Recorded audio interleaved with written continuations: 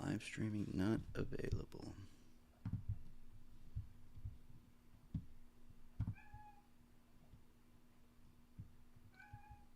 Is it working?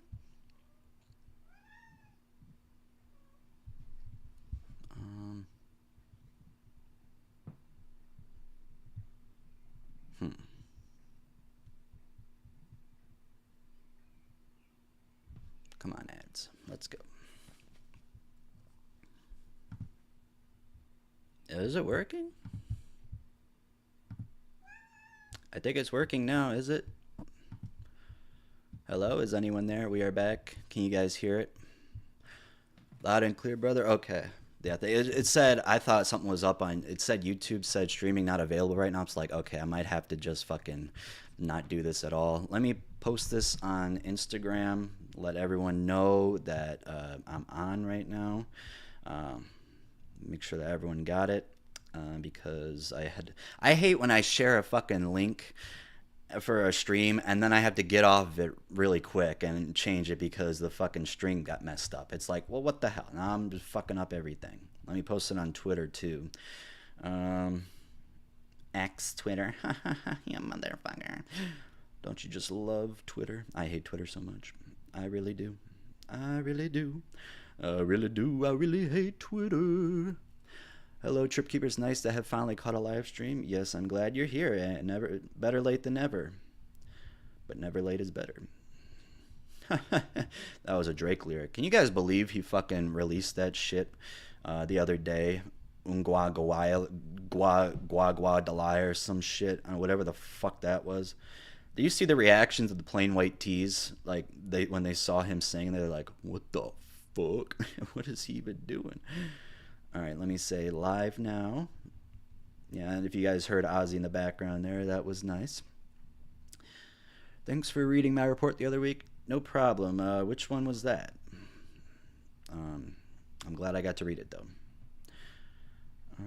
Let me just finish doing this really quickly. I'm gonna share it on YouTube too, so at least it's going good now.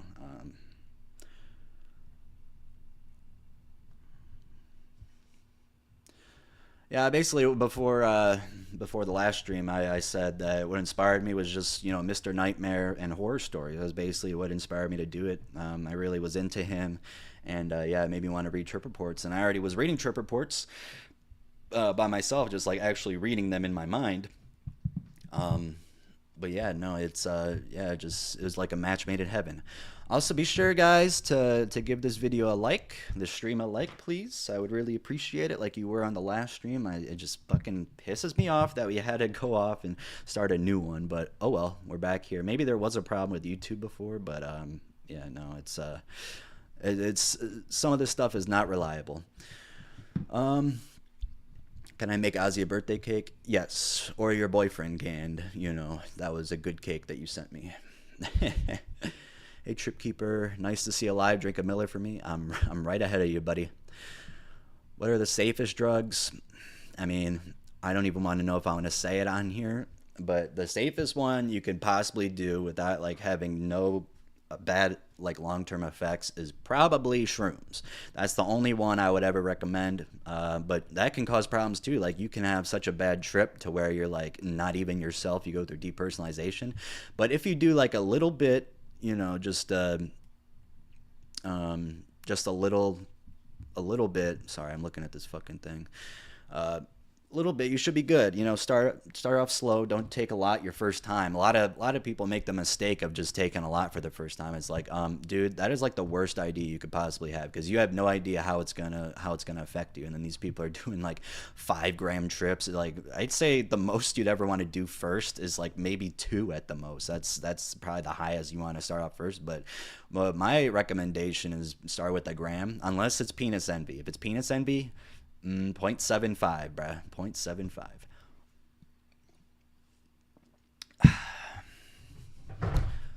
I still think about that woman in the wheelchair at least once a week tripping on a high dose of public is a bad idea.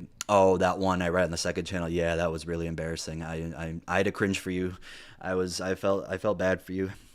But Yeah, that's why you don't trip in public, unless like the public, you mean like outside your house in your driveway or something. But um, yeah, when you mentioned a Sopranos YouTube poop in a Benadryl trip report, that was the most obscure reference ever. I loved it. Yeah, no, dude, Sopranos YouTube poops are fucking hilarious. The best one is probably when Christopher's in the intervention. Like, you don't even have to watch the show to laugh at those YouTube poops. They're still really funny. It's like he walks in, he's like, "What the fuck?" And then Tony's like, "Have a sheet." And then Paulie's like, "You've been told once. Now sit down." And then Tony's like, "Have a sheet." He just kept saying, "Have a sheet." That was so funny. Uh, I thought that was just like the best one ever. I love YouTube poops. They've been amazing. The one about the one that I liked the most before was the Dark Knight one. It's probably the most popular one that they did. It's like, "I'm gonna make your grandma disappear." Don't worry, I don't like Batman Forever. That shit was hilarious. You kill money for garbage. That one's so fucking hilarious. Hello, Lank. Glad you're here. I wonder if you ever been a character in someone's trip. Probably. I mean, people have dreams about me when I read them to sleep. So yeah, I mean, I wouldn't be surprised. We got 41 people in here. You 41 people, be sure to give this video a live stream a like, or Ozzy won't meow ever again. Nah, you don't want that to happen. If he doesn't meow ever again, like, what the fuck, bro? Like, that's what he's supposed to do. Game one tonight, you got Mavs or Celtics. Oh, God. I never picked the Celtics in my life. I've never picked them for anything. I haven't trusted them at all. Now, I will say they've had a very easy path to the finals this year. And the Mavs have had a very tough path. So they're definitely more worn down. But yeah, no, I think the Celtics will at least win tonight. I do think they'll probably win in 5 or 6 at most. I just can't. I don't know. So many people are picking the Mavs. People are picking the Mavs to win. That's why I'm only picking the Celtics, because everyone's picking the Mavs, and that puts so much pressure on them. So that's why I can't see them winning, because their Celtics are just, they're really good this year. It's hard to deny it. Past years, no, I'd never pick them. But this year, I mean, the Mavs are a really good team. I mean, I would love it if they won. I'm not rooting for the Celtics by any means, but I think the Celtics are just overpowering this year, and try to get them next year. Have you seen the Flying Kitty GTA YouTube poops? No, I haven't. I have to check them out. How does it feel to go into psychosis? Now, I'm not sure if I actually went into psychosis. I was just told that I was, but on my Benadryl trip before, well, it wasn't Benadryl, it was like a DPH alternative thing, but that was like, I don't know, I was eating toothpaste and shit. Oh my God, when I had a dry, worst thing that someone could ever make me do, because he didn't want to get in trouble, so that was fucking bullshit. So I almost died on the way home by these semis. I made a video on my near fatal DPH trip. You got to watch it, because I also drank and did phenibut at that time. And yeah, no, that was one of the worst trips of my life. Not even a trip. It was just like, it was just a horrible experience. And I just fucking hate Benadryl, any DPH. Like, dude, they need to abolish it, because I guarantee you half the people are taking it just to feel something from it, and not like actually taking it for its purpose. No, I'm not saying that people don't take it for its purpose, but it's very, very dangerous to go and buy it. But yeah. So yeah, I almost died, and then the only reason I'm alive here today, I think, is because the semi honked their horn, and when I woke up, I could literally recall I was nearly under the semi, and they beeped, and like my eyes, I just shot up, and my two hands were on the steering wheel, and I was just like that, and I was fucking freaking out, dude. I was like, oh my God. Even being that high off the Benadryl, I forgot how much I took. Being that high off the phenibut and alcohol mixed together, it was big beers, but I just kept drinking throughout the day, mixing all that shit. Not a match made in heaven, I'll tell you that. I will tell you that. But I should not have been driving in the fucking first place. I could have left my car at his house or something on the side of the road, and I could have got a ride home. That would have been the best option. But yeah, and I literally was not. I didn't have any money, so I couldn't really order an Uber either. And I don't think he wanted me to leave the car at his house. But yeah, you can't be selfish in those situations. Yes, I should not have done the Benadryl. I should not have done the DPH. I should not have mixed them all together. That was definitely where it caused the problems. Like, Phenibut is very, very strong. And that's when I was doing a lot of it. And mixing that with Benadryl, like, oh my God, no, it's, or DPH. I didn't do, it was not Benadryl because I'm not brand naming that shit. But yeah, no, it was a terrible idea. And, I'm glad I made it alive. I made it alive home. If that semi didn't fucking honk its horn, I mean, it was like the loud freaking train that crossing. That's how loud it sounded to me. Maybe it wasn't that loud, but it sounded that loud. And I guess I was falling asleep, dude. That was over a bridge. I mean, there's like a siding to it, but like I probably wouldn't have flew off, but you never know. And then it was funny because I got home and then I don't know how my mom didn't notice, but I just tried to hide myself. And then I went into the living room to watch something with my mom, and I was putting on my shorts, and then I was putting on my underwear. I don't know if I already had underwear on, but I was putting on the shorts and then my underwear. And then I noticed what I was doing, and my mom was just looking at the computer. So I'm like, oh shit, oh my God, what if she saw me doing this?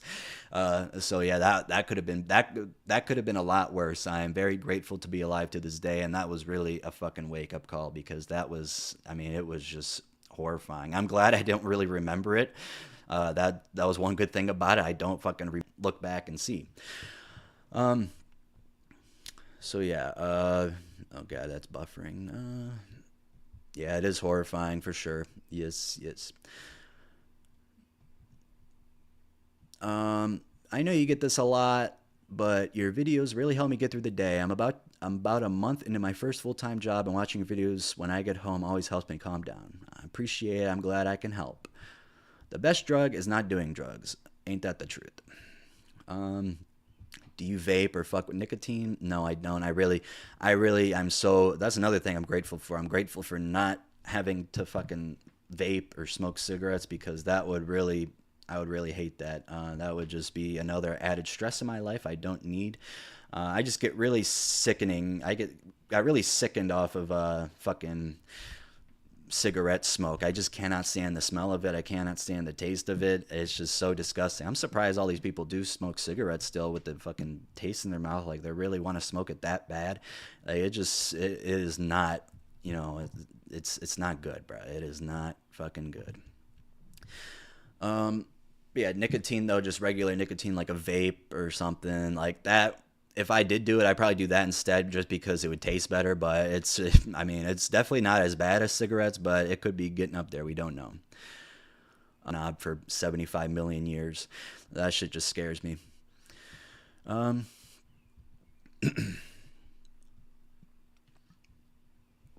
Have you played any of the Fallout games? No, I haven't. I haven't played any video games really since I was younger. Gameplay compared to the last one, oh my God, they changed so much. A lot of good graphics too. They just got to fix some of the NPCs in Andreas when someone's just walking on the sidewalk, like at a very slow pace. Even though like you got CJ running into them and like hitting them, like they got to fix that. I think everyone should be running, and I do think it should be in a bigger city, because they have in like a smaller suburban town.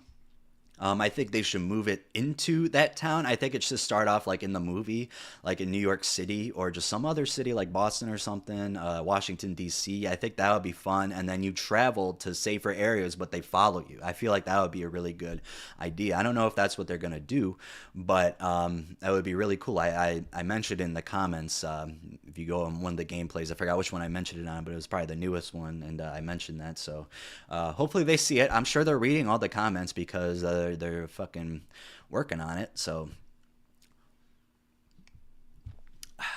shout out Miller High Life. Why is this dedicated to your grandpa?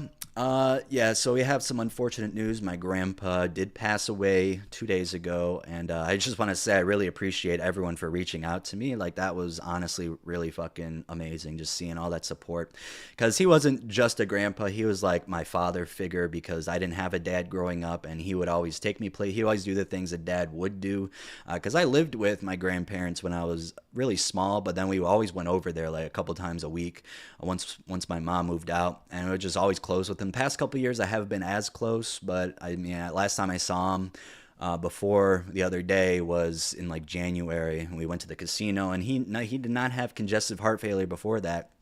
Maybe it was simmering in his body, but yeah, no, he just one day he just felt like he couldn't breathe, and he drove to the hospital, and we thought he was gonna pretty much die soon after that. But he was kicking. So that was like February. That happened right about when my channel got terminated, like exactly the same time. So that was February, March, April, May, June. So 4 months he survived out of that, but he just kept going in and out of the hospital. And then finally, they got him a pacemaker. Like everyone in our family said he should get one. The hospital was like, no, I don't think it's a good idea. He's in like really bad shape. It's probably not worth it. But they did it anyway, and it really, I mean, the hospital was right. You got to listen. I mean, they know what they're talking about. And I'm saying you have to trust all of them. But I think, listening to, I mean, the best interest at hand is definitely to take your money. But like, if you get a pacemaker, hey, you're making money, So like, I wouldn't trust everyone, but I think listening to a doctor is probably a best bet. But yeah, no, I don't think he wanted to die, because I was actually sad because he told me in the car when we were driving to the casino, he said, I feel great. I can go on another 20 years, I think. And I was like, okay, because he started actually looking a little sick when I went over there last time. But yeah, when I went to go visit him in the hospice, yeah, he did not wake up. He's like, his eyes were open. Like he opened them sometimes. He always scratched himself in the middle of sleeping, and it was kind of cute. I recorded him doing that, so I have his last movements online and on my phone. And then when I was leaving, he actually opened up his eyes, and he looked at me, but I don't know if he knew I was there, because they say they can hear you when you talk. Like that's the last thing to go, and I was the last person in the family to see him before he passed, and. Yeah, no, his eyes, like his eyelids were all red, like his teeth was brown. I don't remember his teeth being brown like that. I knew they were like a little yellow, but they were all brown. He had like not bruises, but they were like purple patches all over his arm, and he was really skinny. It was just really sad to see him like that. But I'm glad I got to see him, and I'm glad I was able to do that. The funeral is Sunday, so that'll be interesting. Just close family though, so it's not going to be bad. They wanted me to speak. I'm like, I'm not good at public speaking, but they're just not going to do that. And he loves Johnny Cash, so I told him which Johnny Cash songs to play. Hopefully they play a lot of them. They said they only want to play one, but I said you might as well just play a couple. I was about to ask them to say play 25 Minutes to Go by Johnny Cash, but I started thinking like, well, that's probably not the best song to fucking play at a funeral, because it's about dying in a jail, getting hung by the jail cell, the cops and everything. So that wouldn't be good. So I recommended Good Night Irene. He always liked that one. And then A Boy Named Sue. That one's kind of funny too. That one's a little weird because it's kind of like just a story in a song, but he always liked that one. I was always one of his favorites, if not his favorite. I really didn't know which one was his favorite. I just assumed Good Night Irene is a sad song, and I remember him listening to it and playing it.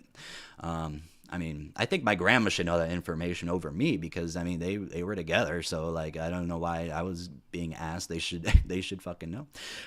But yeah, no, that's why it's dedicated to my grandpa. Like I said, I thank you everyone for your well wishes. It really meant a lot to me to see that. I was not expecting that whatsoever.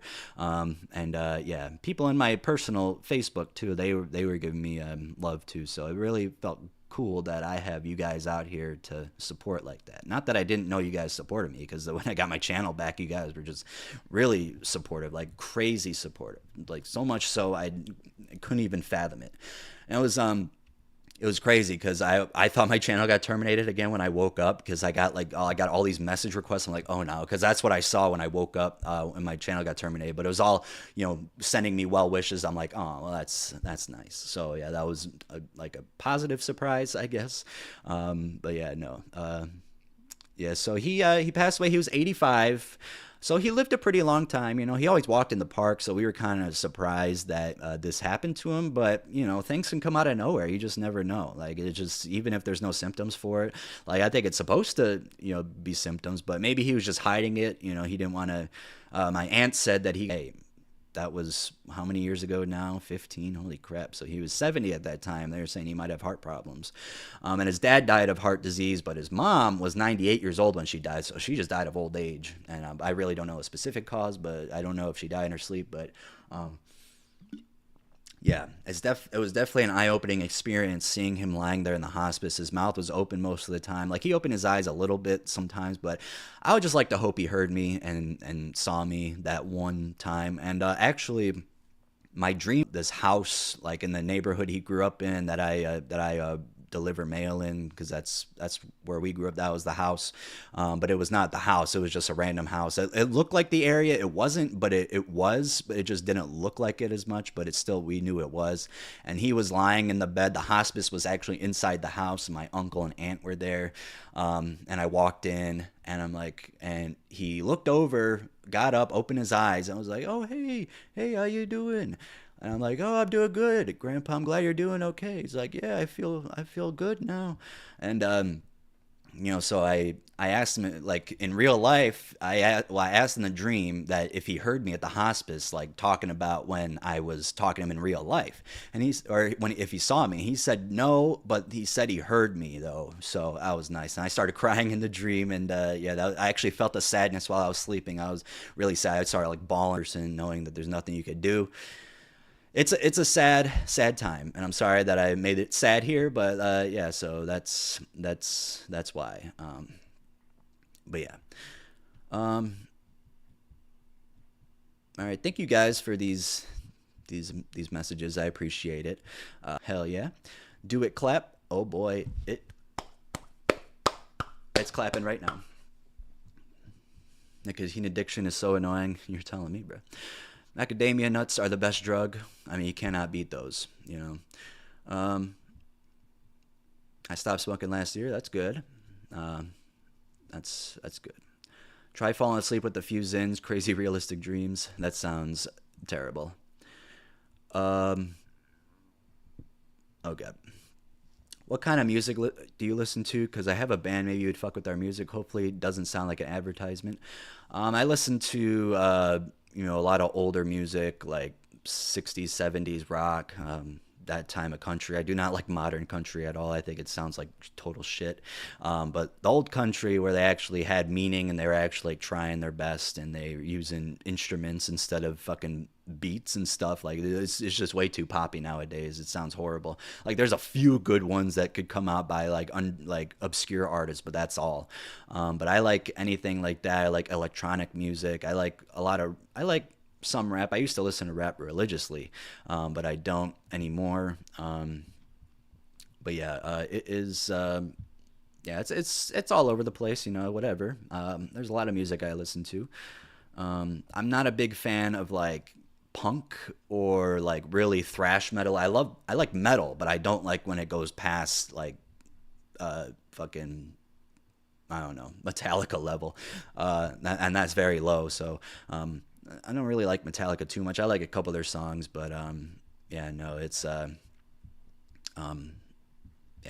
I think Black Sabbath is probably the best metal band of all time. I mean, they created it, so, and that's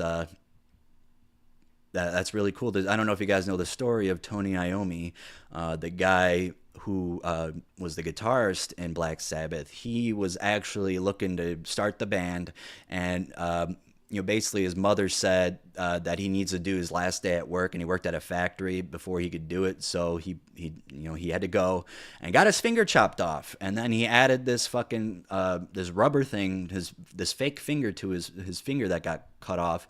And he had to play guitar. He had to contort his music to that, and it ended up creating one of the most craziest genres of music ever.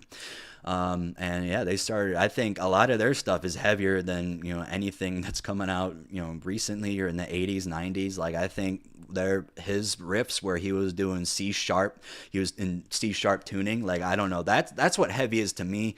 I know people think like other things are heavy, but that's like. Well, doom metal I actually really like. I think doom metal is actually really good. I think that's heavy. I don't think like thrash metal, death metal is heavy. I just think that's a whole different thing. That's a different kind of heavy. But I'm talking about like heavy, like really low on the guitar. That's what I think is heavy. Just playing those chords and stuff that are just stuff like that. But yeah.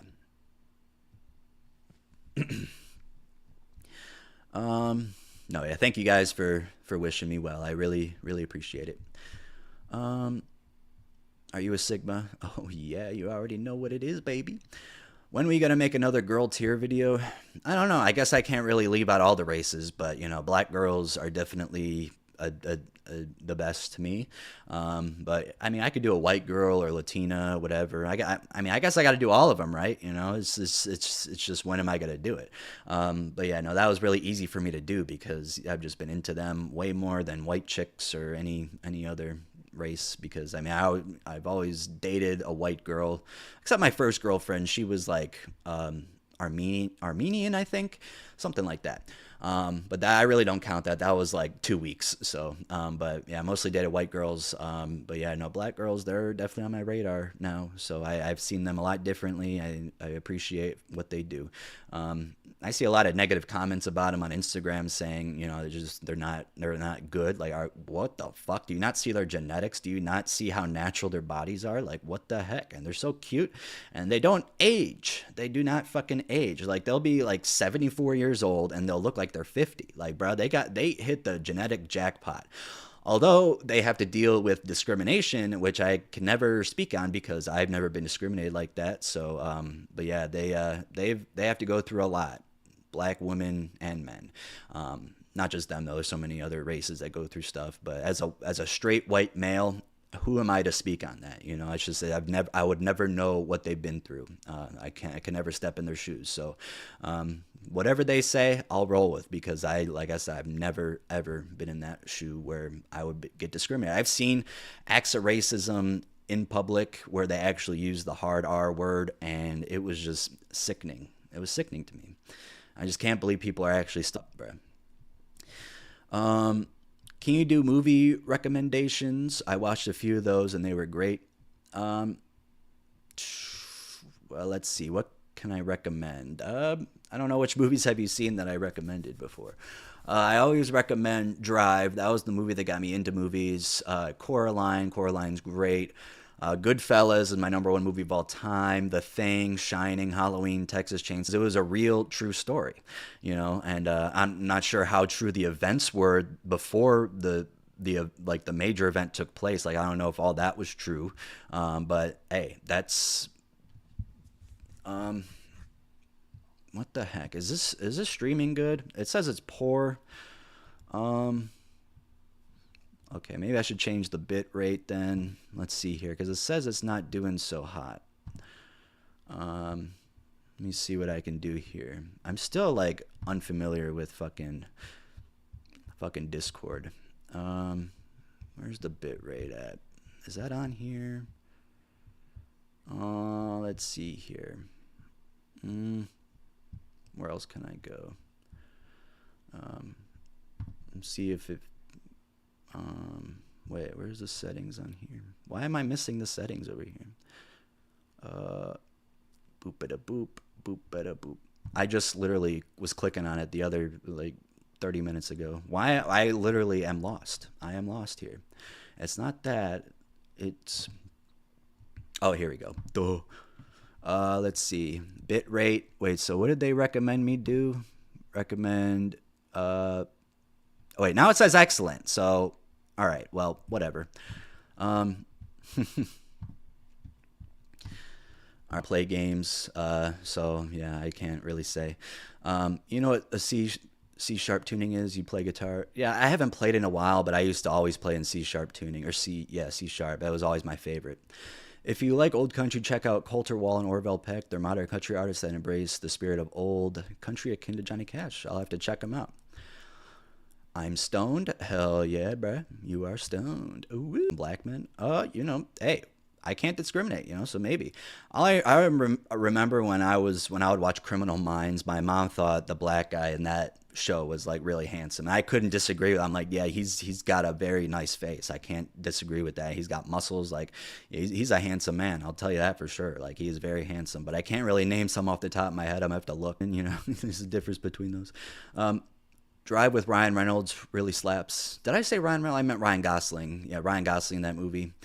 Favorite cheese and or cheese products for a savory meat dish. I always eat Munster cheese. That is the goat cheese.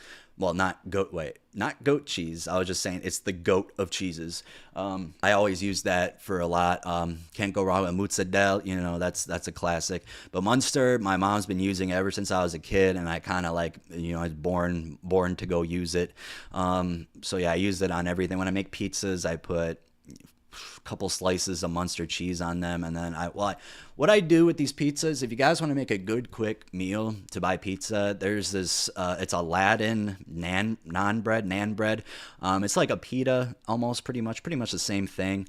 And what you got to do is you put olive oil on the bread, and you soak it in with the spoon, and you rub it around in there until it's pretty much you got all over the place. Try not to do like a lot, but hey, there might be some holes, because there's like holes in all around the pizza, and like the oil falls in there. So I just try to scoop it out and mix it in as best as I can. And then after that, I grab some rosemary. I grab put a lot on there. I love the taste of all those spices together.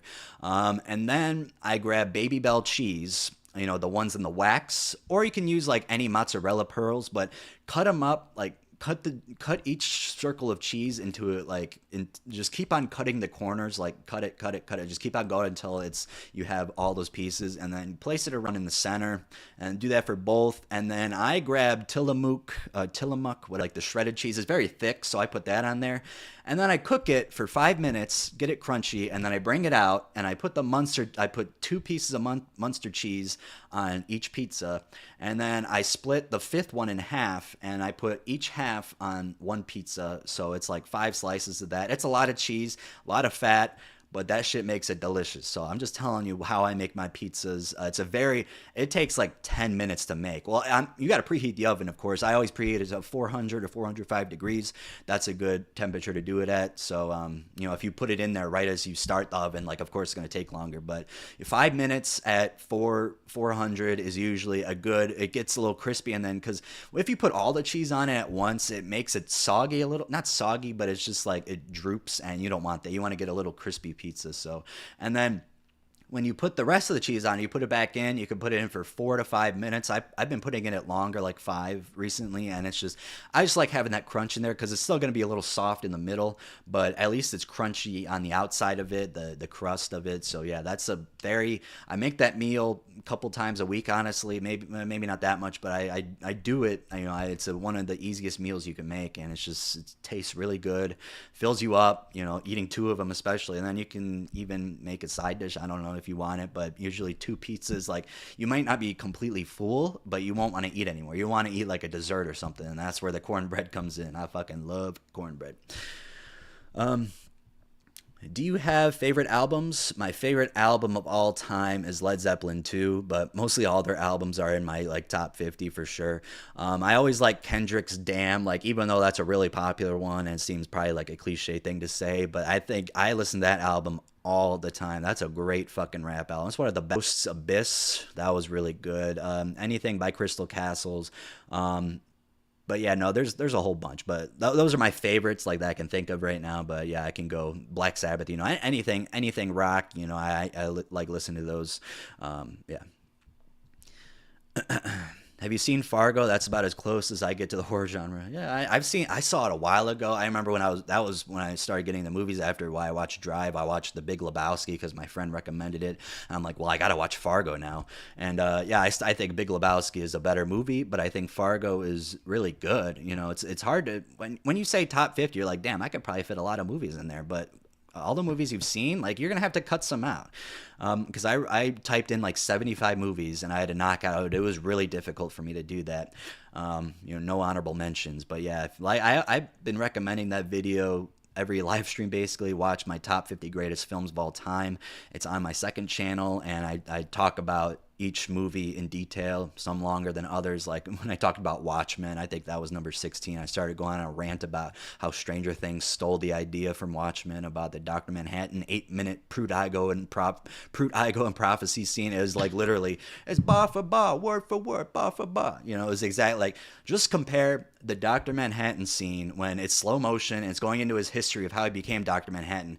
Then watch the the Stranger Things, the Vecna, how he became Vecna. Literally, it's the same fucking thing. Like, it's straight up copying. It was so cringy to watch. I'm like, dude, this has literally been done before. Now, I don't know if Zack Snyder copied it from someone else. I mean, he probably got inspiration for it, but I was literally straight up copying, and I really don't respect Stranger Things after that. I've watched every season. I think the first season is definitely the best one. After that, it got once they start teaming up, the same thing happens every fucking time. There's a fucking monster.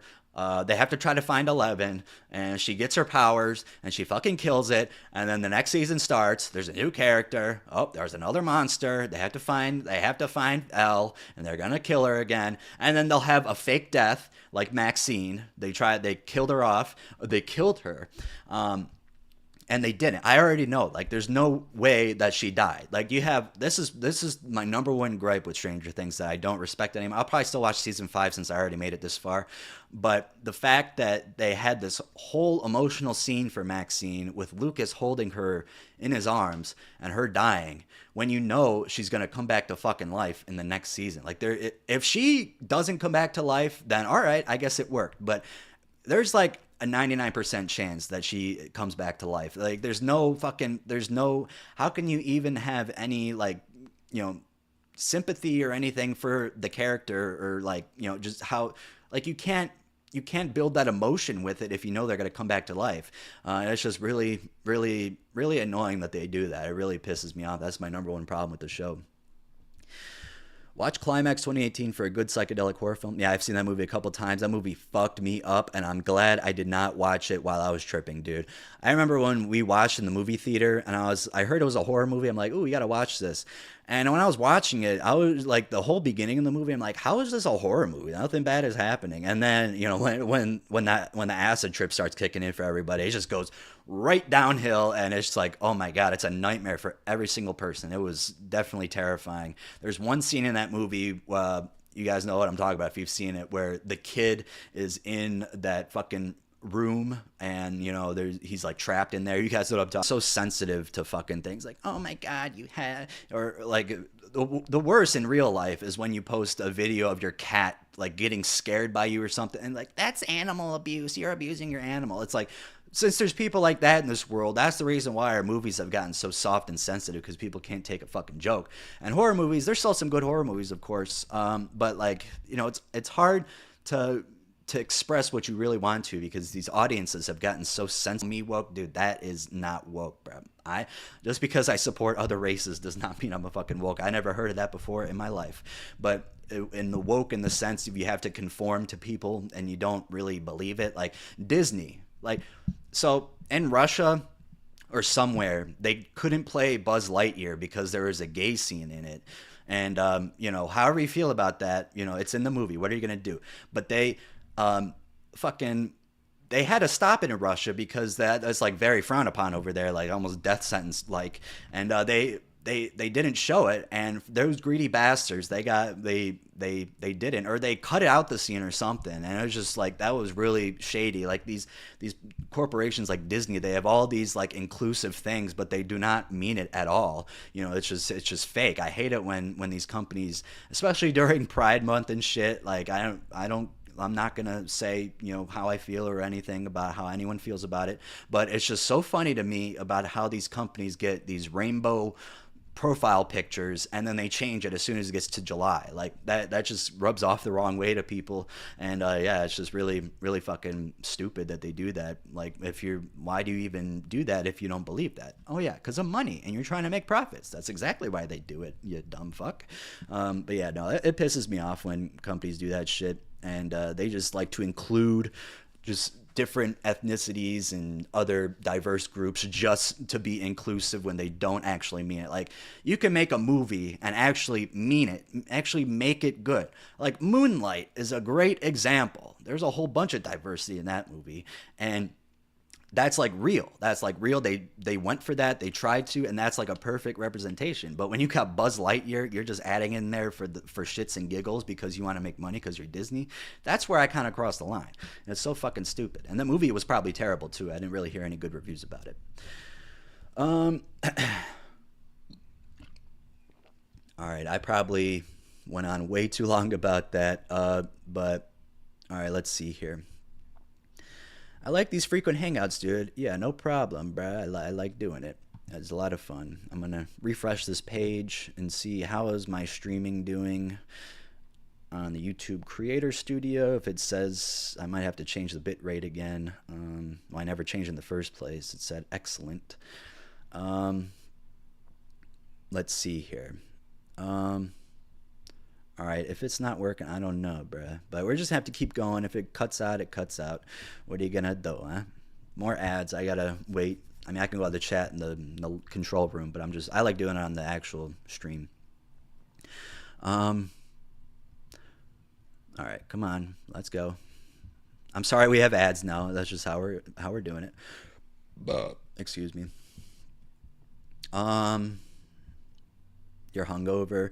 Climax is a top 20 easy. Yeah, I don't know. It's not top 20 for me, but it's a great movie. It's a really great movie because I have so many good movies I've seen in my life. When a movie is like that, where it's like so anxiety inducing, but it's definitely in my top 100 for sure. Munster Gang, yeah, hello. Pepper Jack is still a good. That's top 3 cheese for me. I love it. Oh damn, I heard you say Requiem for a Dream was scary as fuck in a live stream with you, Vivek, and someone that's no one, so I decided to watch it, and yeah, it was terrifying. The coolest part, in my opinion, was the mom's descent into psychosis. Yes, that was definitely the fucking scariest thing in the whole movie, because that's what, like, is kind of how my channel is. Like, it's just fucking, just that dark, disturbing realism. You know, that shit happens. She wanted to be on that TV show so bad, and she wanted to get skinny. She wanted to get in good shape before she went on. And she's a great actress. What the fuck is her name? She was in The Exorcist, One Flew Over Cuckoo's Nest. What was it? Is it Rose something? Let me just search up Exorcist and it'll come up. 1 year old. Holy shit. Yeah, no, she did a really good job. I think everyone did a great job. Even Marlon Wayans. Like, who would have expected him to be in a movie like that? That was when Adam Sandler came into Uncut Gems. Like, dude, why don't you do this more often? You know, it's really crazy that these actors who aren't known for these fucking, you know, suspenseful drama movies, that they're in them. It's like, cool. I think it was Marlon Wayans, one of the Wayans brothers. So pumped. I was so excited, and that movie was just not good. It wasn't like horrible, but it was just boring as fuck, and he just overacted the fuck out of that. Also, when he was in Blade Runner 2049, he did a good job. He had a smaller role. I think he's definitely better for that. But yeah, what's another movie I like him in? There's not too many, I'll tell you that. I haven't seen Mr. Nobody yet. I didn't. Morbius was terrible. I mean, I didn't see it, but that was a meme about that. I remember that shit. That was like 2022. People were going nuts for it. But yeah, no. In the Ellen Bernstein in that movie, she was amazing. And the other actress, Jennifer Connelly, she did a really good job. And it just really descended into fucking madness for every person. And you know that. When she goes on the subway, Ellen Bernstein, and she's like, I'm going to be a star, I'm going to be on TV. Or when her refrigerator starts talking to her, like, that shit is fucked up.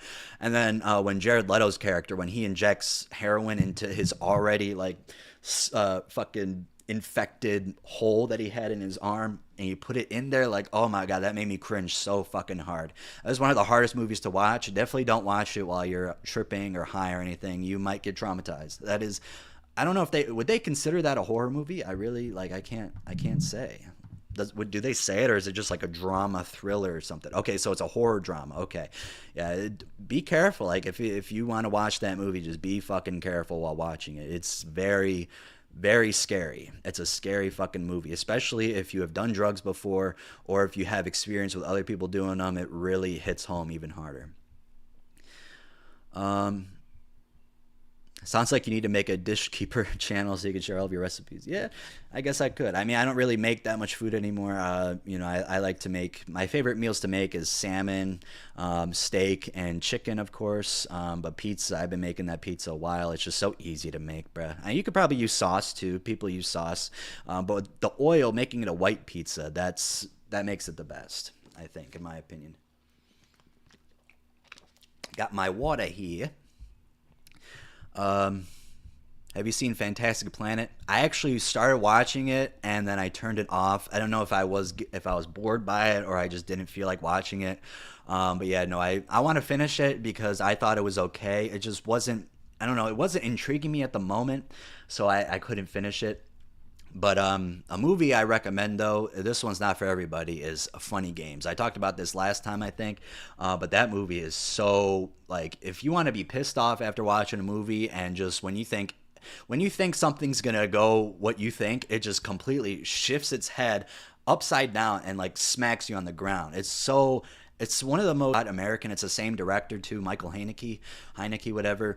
Adam from YMS talks about. He said he likes that one better because it's just better shot. But the original, like I haven't seen the new one, but like the original just has a feeling to me. So I'm sure I'll like the American version. But it was just that movie had me feeling fucked up, and it's a movie you can just like so out there and so innovative. It's insane and it's scary and everything just. It's just like it's basically if you'll never know my meatless woke. I don't know how. I have no faith in that movie. Last time when I saw Alien Covenant in theaters, I also got intrigued by that movie too. But Danny McBride, he probably honestly ruins movies. He ruined Halloween, like writing it. But when like it's not his fault in the Alien Covenant, he was acting in it. But like it seems like he brings a bad presence to the set, like where it's just going to be a bad movie. So every time I see he's in a movie now, I got to be careful. But I still like him. He was really good in This Is the End. I haven't seen that show he made or he was in. But yeah, and Sausage Party was horrible. I guess I haven't seen enough. Pineapple Express was good. So back in the 2000s, he was really good. Early 2010s, but once he did Halloween and fucking Alien Covenant, hell to the fucking no. I mean, why would you have a comedian write a horror film unless you're Jordan Peele, because he blends it really well together. I haven't seen Nope yet, but I really liked Us. I thought that was really good, and Get Out of course is really good, but I think I liked Us a little bit more. People had problems with it, but that's the way to blend horror and comedy right there, not what Danny McBride did with Halloween. That movie was just straight up fucking awful. And you guys know this. I ranted about this a couple times before. I love the original Halloween. That's my favorite horror movie of all time. I grew up with it, and it just seemed like they just basically made a mockery of the movie. Now, a lot of people liked it because people have just terrible attention spans, and they think a movie where a guy says, "Oh man, I got peanut butter on my penis," like they think that's funny. Like, what the fuck, bro? That movie was awful, and that little kid was funny in the movie, but they made him funny at wrong times after like the toenail clipping scene. And the only good scene from that movie, I really thought the beginning was gonna be like okay. I thought I was like, all right, I could dig with this, but it just was focusing too much on the comedy and not horror aspect of it. But the only good scene from that movie is probably when Allison, a long time, and then Dr. Sartain comes on and he was like doing his own fucking experiment with Michael. Like, why would you make it that way? You had 40 years to think of a new fucking idea, and you do that shit and you butcher it. And that really ruined the rest of the franchise for me. That trilogy, but it actually made it better in the sense that I knew Halloween Kills was going to be terrible, so I went into the movie having no expectations for it, but I actually really enjoyed the flashback scene. I thought the flashback scene was done really well. That was the best scene in the whole trilogy. They got the mask right, and that's another thing with the new mask that they had, where he put it on, like the older new mask. That's the second best mask in the whole series. I mean, it could be even better, but the original mask is like, it's hard to beat. I bought my own. It was like $400. I got it made specifically for me. Definitely worth it. It's sitting in my in a box, and I put it on, and it was, oh my God, I felt evil inside of it. But the problem they got with that trilogy is they didn't get Michael Myers right. They got his mask right. They got James Jude Courtney right. He was a good Michael. He was evil, but they got the whole premise of him wrong. And it was just, and then when you get to Halloween Ends and they include that Corey character, like, I thought that would be good for a spinoff, like an anthology maybe. Like, I like the idea that there's evil is in all of us, but they did that way too late in the series. There was like no indication that they were going to make that happen, and I think they should have made Halloween Kills the last movie. I think that would have been a lot better, but nope. They had to fucking get the angry mob around Michael at the end, and they're all attacking him one by one. Guys, we have another movie to make. We can't kill him. And oh my God, Tommy Doyle's character, one of the worst I don't know if it was the actor's fault or just the way they wrote it. Probably a mix of both. But he was one of the most annoying characters. And then when they're all saying "Evil dies tonight" in the hospital, like, dude, that shit was so fucking stupid. But I laughed and I enjoyed it because it was so stupid. So yeah, no, I there was like a couple good scenes out of that whole trilogy, but most of it was just god awful dog shit. But yeah, Halloween Ends was just like, I'm glad it ended after that. That shit was fucking horrible. I remember when it came out on Peacock, and me and my friend were gonna watch it because we both loved the original Halloween. We saw both of the new ones in theaters, and we were gonna watch it. But I'm like, I was reading horrible reviews for it. Like, I don't feel like wasting my money seeing this, so I'd rather just be in the comfort of my own home. And I watched it, and I'm really fucking glad I watched it on Peacock because, yeah, if I was in the theater for that, I'd just be like, what the fuck? Because that fucking scene, I don't even care if I'm spoiling this because you're not missing anything. This is a movie you should never fucking see. It's just god awful. In the sewer when he's like, Michael gets his powers back and he's like shaking and stuff, and like he's fighting Corey in the fucking tunnel. Like, dude, you're fucking Michael Myers. You're still a human, but you have that supernatural element to you, and you're just like, you've been shot so many times, you've been stabbed, like you're just really, you can't kill the boogeyman. They said that in the original Halloween, and here he is struggling to beat this fucking Corey kid, and he can't even take him down. Now, you know, of course, surviving off of rats and whatever you can find in the sewers is not going to keep you healthy, but it's Michael fucking Myers. He found a way. You know, he eats dogs. He likes dogs. He likes to kill them and eat them. So he probably found a couple dogs to eat. But yeah, no, it's Michael Myers, and you can't, like, that. Seriously, when I saw that happen, that was worse than when Sartain put on the Michael mask in the 2018 one. But yeah, no, all those movies were just terrible. If I had to rank them just for pure enjoyment wise, I'd probably do Kills, Ends, and then Halloween. I think that's just the way it goes, because the first, like, well, the thing that ruined it for me was me and my friend were so excited for it. Like, we were looking at Halloween masks, we were watching clips, we watched Halloween in theaters, the original, twice. And I saw it actually 3 times. I saw it with another person, and I never saw it at that time, so I'm like, damn. And she thought it was cheesy. I'm like, yeah, I mean, if you watch it for the first time now, like, yeah, the original Halloween is a little cheesy, but you got to remember, they on a $300,000 budget, but the premise was the thing that got you good, and it was shot really well. John Carpenter is a great director. He's created some of the best movies of all time. Definitely some of my favorite horror movies, and if not my favorite. So yeah, no, they just totally butchered it.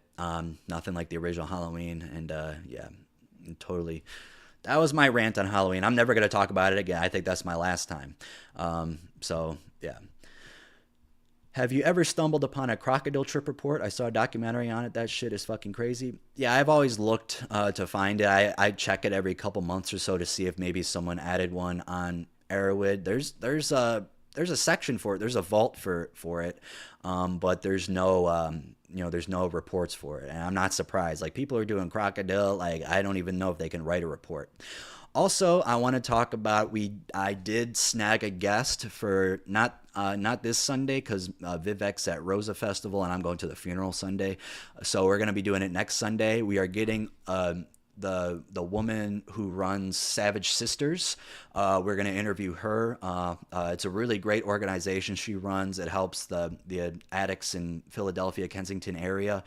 Just go look them up. What they do is amazing. She's been in a lot of TV interviews, and there's a lot. You can follow them on Instagram. So I have some good questions I want to ask her and see what she says just about her organization and what, just about addiction in Philadelphia and xylazine, all those hot topics. So mark your calendars for next Sunday. What day is that? Is that the 16th? Let me go check, baby. Let me go check. Oh, no. Yes, the 16th. Sunday the 16th. That's the next time we're doing the podcast. Honestly, if Vivek can't do it, I'm just going to do it by myself, honestly. So no matter what, I'm going to be doing it that Sunday. And yeah, so that'll be a very interesting topic to talk about. I think it'll be really fun. So yeah. In a Violent Nature was a good horror I saw recently. 7.5 out of 10. Recommend. Yeah, I watched this YouTuber, Cody Leach. He talks about horror all the time. Like, that's his channel. That's what it's about. And he said it was just okay. It was like, it was good, but it wasn't anything special. And that's why I was kind of worried about it. It looked like an interesting premise, like following the killer's footsteps, but like, you still gotta make a good movie. But I'm not gonna say it's bad or good because I haven't seen it. But I did hear that the yoga scene is something to watch for. Um, yeah, I could talk about movies for a while. That's what we did this whole time. I would not be mad.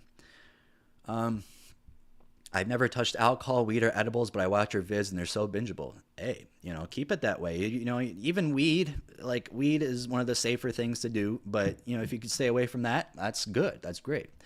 Any chance you are going to release another gas huffing video? I did recently do one. I don't know if you saw it, but that was like last week or something. Maybe it was 2 weeks ago. Excuse me. The dreadful reality of huffing gasoline. And all the stories actually came from my Reddit community, so I'm glad people are uploading huffing stories to my Reddit. I think that's because, you're going to...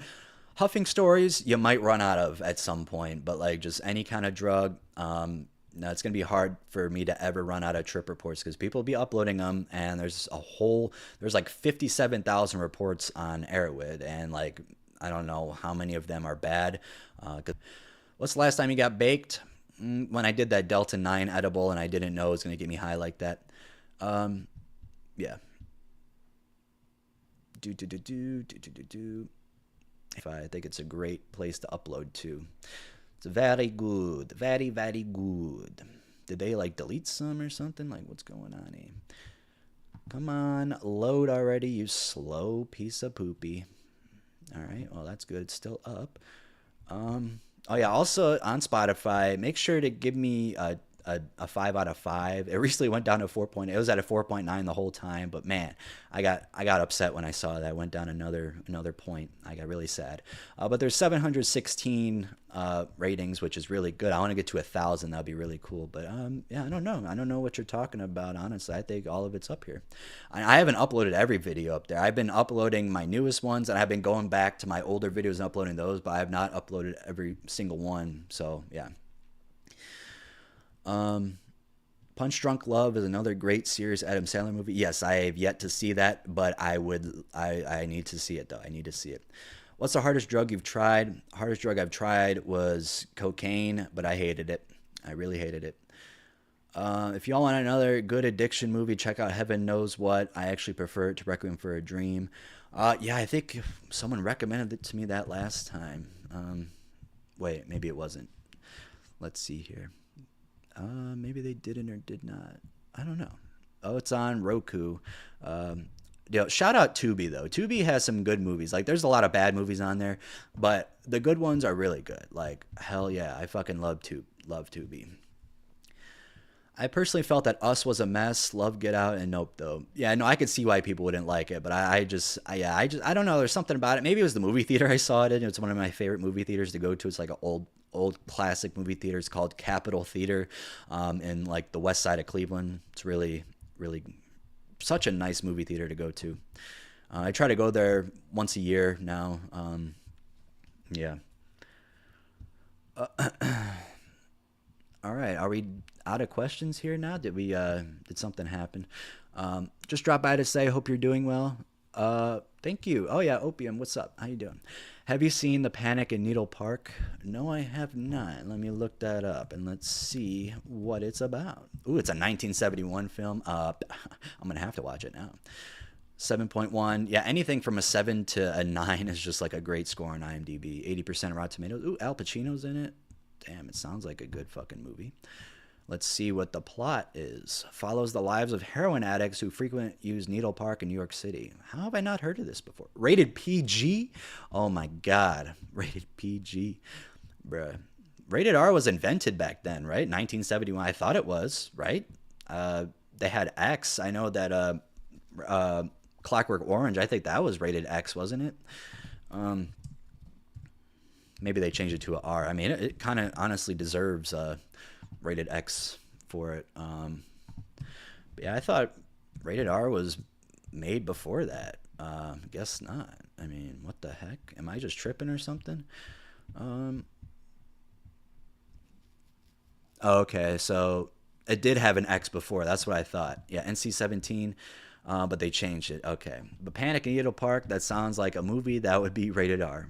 I know PG-13 did not get invented till later, you know, because I forgot what year it was, but I remember seeing Beetlejuice, that movie where Michael Keaton said fuck. I was like, what? This movie's rated PG, bro.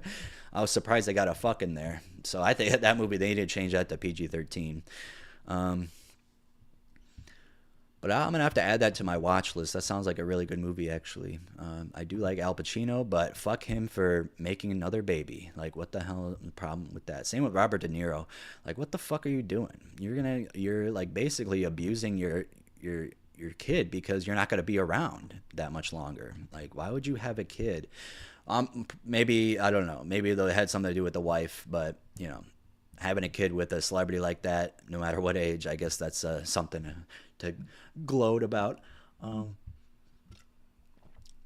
I got a crazy acid and nitrous report with an ego death and entities. It's very detailed. The full report is written, but the ego death part, should I immediately upload it? Actually, I've been looking for a nitrous oxide report to read, like a long one. So yeah, if you want to upload that to my Reddit community, I would greatly appreciate it. If it really is long and detailed, I will definitely read it. Because I've been like going back and forth with reading the nitrous, seeing if I wanted to do one. I've been finding new ones to do. The next video though that I'm gonna upload is about nicotine, unless the person who's gonna be collabed in my video doesn't get it to me by then. But hopefully I'm gonna try to do the nicotine video next. I just love making videos on stuff like that. It's just so much fun to do stuff that's like not really like dangerous. Like, I mean, of course nicotine is dangerous, but like not something like an fentanyl videos, but they've done very well. I will say that. I will say fucking that, bruh. Be sure if you guys are here to give this live stream a like. Oh, Ozzy's walking this way. Walk this way. Yeah, you coming over here? You want to talk to the audience? What do you have to say about yourself? Oh boy, he knows what it is. Oh yeah? Really? Are you gonna boof salvia? He said he already did. Oh my god, bruh. He's already boofing salvia. What the heck, Ozzy? I did not know this about you. When were you gonna tell me? Huh? Never? Well, you told me now, so.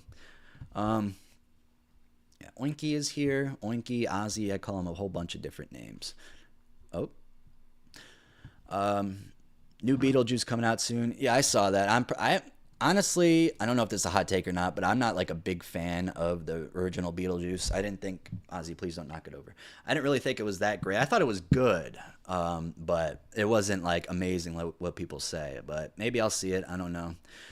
I remember a shit ton of people asking this one stream, but I forgot what you said, so I'm gonna ask it again. Do you listen to Radiohead? No, I don't. I've tried. I don't know. It's not connecting with me in a way, so I wish I could, because they're very, you know, they're one of the best bands of all time, but I just can't. At least I can respect that. You know, I can respect artists that that actually make good music for people, that actually are musicians, unlike Playboi Carti, and NBA YoungBoy, but. Yeah, Radiohead, maybe I should listen to more, but you know, of course I listen to Creep. That's the only one I really like. But yeah, no, it's I remember the first time I saw that band when I was trying to add fucking Paranoid by Black Sabbath on my phone, back when you had to like download MP3s and put them on your phone and plug it into the computer.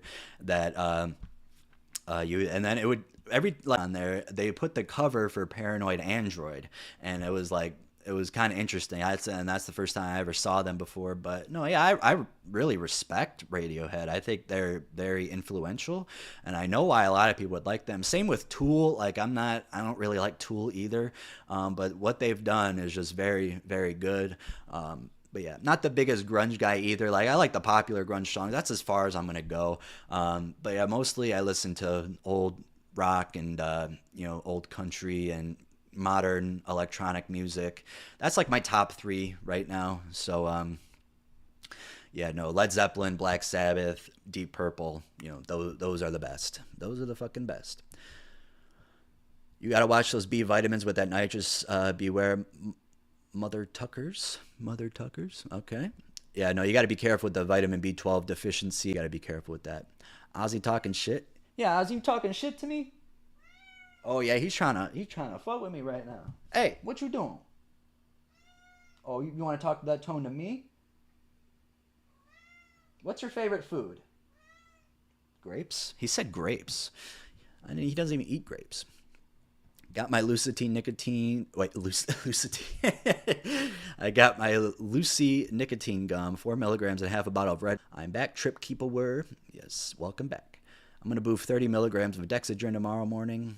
If you're being serious, I guess so. Go for it. But I'm probably I still I can't like. It's hard for me to believe boofing stories. It's just so outrageous, but people do it. You know, it's just a funny word. Like, oh, I just boofed whatever. But when I say I boofed Datura, like that's definitely a joke. I've never done Datura. I've never boofed anything in my life.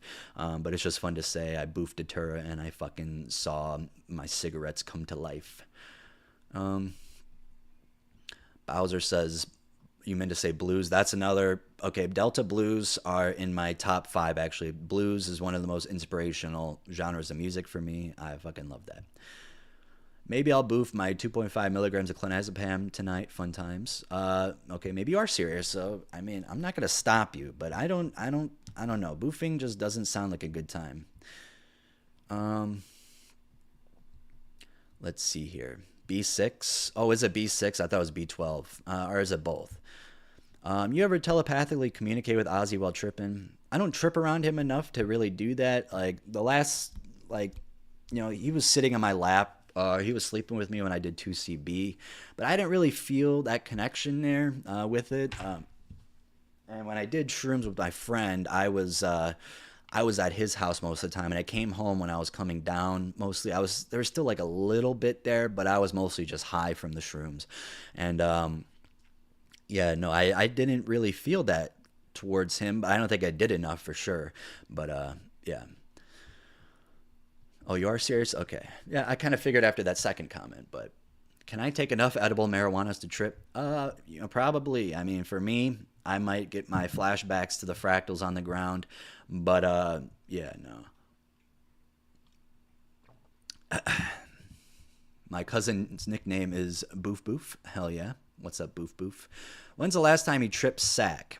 Last time I tripped sack, like, because I did trip on the penis empty at 0.75. That made me trip pretty good, but I didn't trip sack or anything. And then the 1.5 grams of the Gandalf the Green, I tripped pretty hard, but it wasn't sack. So I'd probably say the first time or the second time I did shrooms in 2021, I made a video on that. That was probably the last time I tripped absolute sack. That was so much. I've talked about it a lot, so I'm not going to go into detail it again. Just watch the video, my nightmare shroom trip from hell. I go into really good detail in it in that video. I have a good tolerance. I used to get more psychedelic vibes. Ha ha ha. Yeah, well,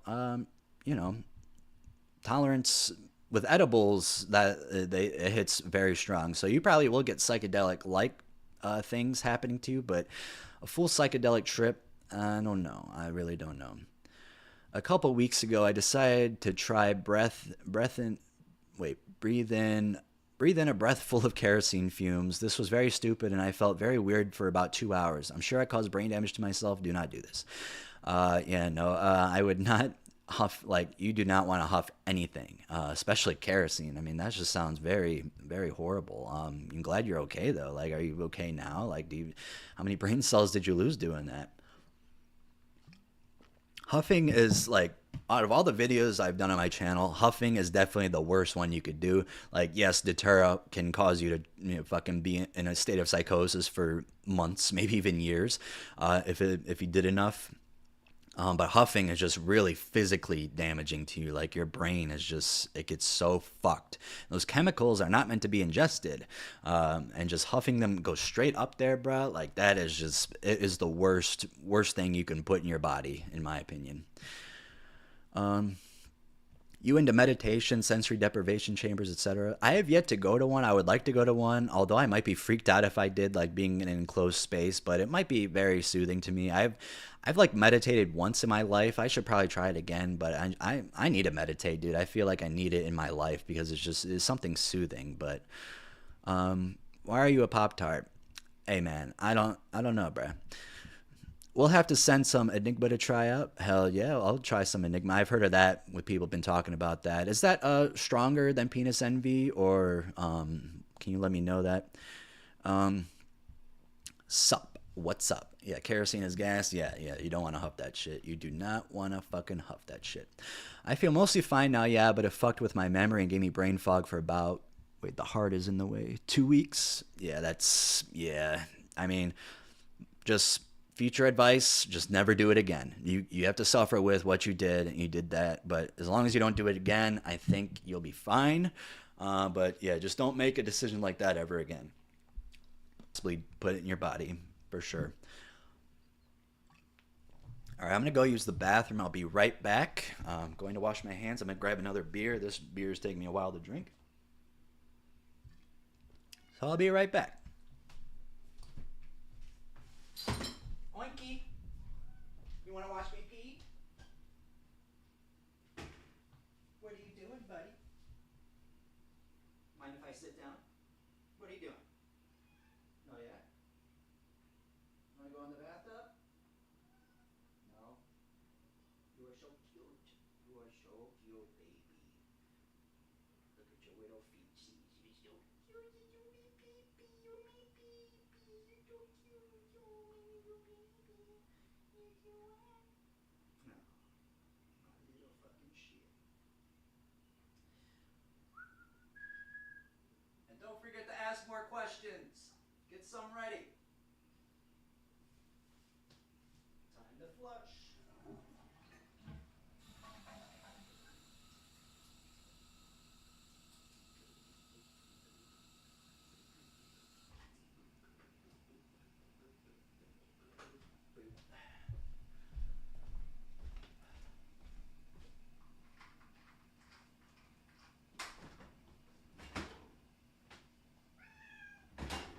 Oh yeah?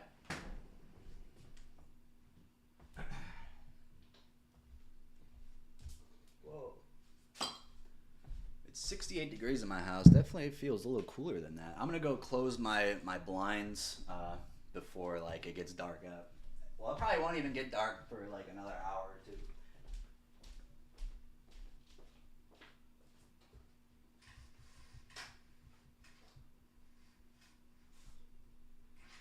Meow, meow, meow, meow, meow, meow. Oinky, oinky, oinky. Oinky, oinky, oinky. Oinky, oinky, oinker. Oinksterzy. Yes, you are. Alright, I'm coming back. Don't worry, peeps. Don't worry, peeps. Don't fucking worry, peeps. Jesus Christ, Christopher. Alright, let's see. Story I ever read. Honestly, might be the newest Deliriant video I did. That one was really detailed. But the scariest, though, it might be a deter story or, huffing that huffing gasoline video that got me really popular on YouTube, the absolute horror of huffing gasoline. That one just like really in views. But yeah, no.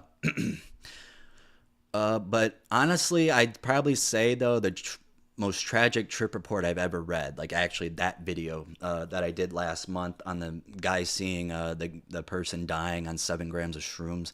Like just thinking about sure. Have you ever done nitrous, and have you done it with psychedelics? Never done nitrous, and I don't plan on it. I really don't like inhaling, huffing things. I know nitrous is definitely like, I mean, not as bad as like gasoline or stuff like that, but it's still not good. All right, we got a super. Thank you so much, Optic 199. I appreciate this. Thanks for helping me fall asleep at night. Yeah, no fucking problem, dude. I'm glad I can help you sleep. I really, really am glad my voice is good enough for you guys to get calm and relax and fall in bed. More high life burps too. We need ASMR piss sounds. Yeah, actually on my second channel tonight, I'm just gonna fucking record me peeing and burping and shitting. I actually might do a second channel video tonight. I'm trying to think what I could do. I might do, I don't know, maybe a frightening trip reports to fall asleep to. I promised this person I would read their trip report, but if I do anything else but the frightening, I can't read it because it's a normal drug. So, LSD plus MDMA plus nitrous is the most euphoric and interesting combo ever. It definitely sounds like it. I can't speak on it, but it definitely sounds like it. Are you planning to do a benzitamine Tantum Rosa video? Actually, that's the video that I was just talking about. The most horrifying delirium story ever written. That's what I read that on. It's the longest trip report I've ever read. It's almost 50 minutes long. So yeah, that was literally my second to last video I uploaded. So I know it doesn't say benzitamine in the title, but because I know, when you title things on YouTube, you got to grab their attention, and a lot of people don't know what benzitamine is. So like, it would be hard for them to click on that over like the most horrifying delirium story instead of the most horrifying benzitamine story, because I don't know, they're not going to know what that is. They might think it's a benzodiazepine because the benz, but dude, that person, I think it a woman who did it, I forgot, but they did 2 fucking grams. Like, what the hell? Imagine doing 2 grams of Benadryl, bro. That's a lot of fucking grams, dude, for a drug like that. Like, you're not smoking weed, you're not doing shrooms, you're doing a fucking delirium. 2 grams of a delirium. Like, that is an insane amount. And you're like, well, no wonder they had a terrible trip. But yeah, no, I took the time to read it. It took me a very long time to read and edit that story, that video, because it was so long. Longer videos, everyone asks for like really long videos like that, but dude, you have no idea how tiring it makes me at plus with my post office job. So that's why you see like 15 to 20 minute videos usually. When I first started like doing this more often, I was doing like 30-minute compilations, but I wasn't as good of an editor, and I wasn't really like reading to the point where I need to get it perfect. So it takes a lot longer now, but back then it was easy for me to do it. But now it's like, it's going to take a while to get like a 30-minute video. Anything past that, unless it's the second channel, of course, that only takes 30 minutes, like in just real time. You read 30 minutes and then you put in the video and then you upload it. But there's a lot of audio editing that goes into my videos that you guys don't see. Maybe I'll do like a tutorial of it one time and I'll show you. But yeah, no, it takes a long edit after I finish like a paragraph or two. Depends how long the paragraph is, or if it's like a couple lines. But no, yeah, I like to do it while I'm recording in the closet. By the way, they got the best sound in there that I can get. And yeah, no, I edit while I'm like after I finish recording those paragraphs, and I go back and I edit, and then I read the next couple and I edit that next couple.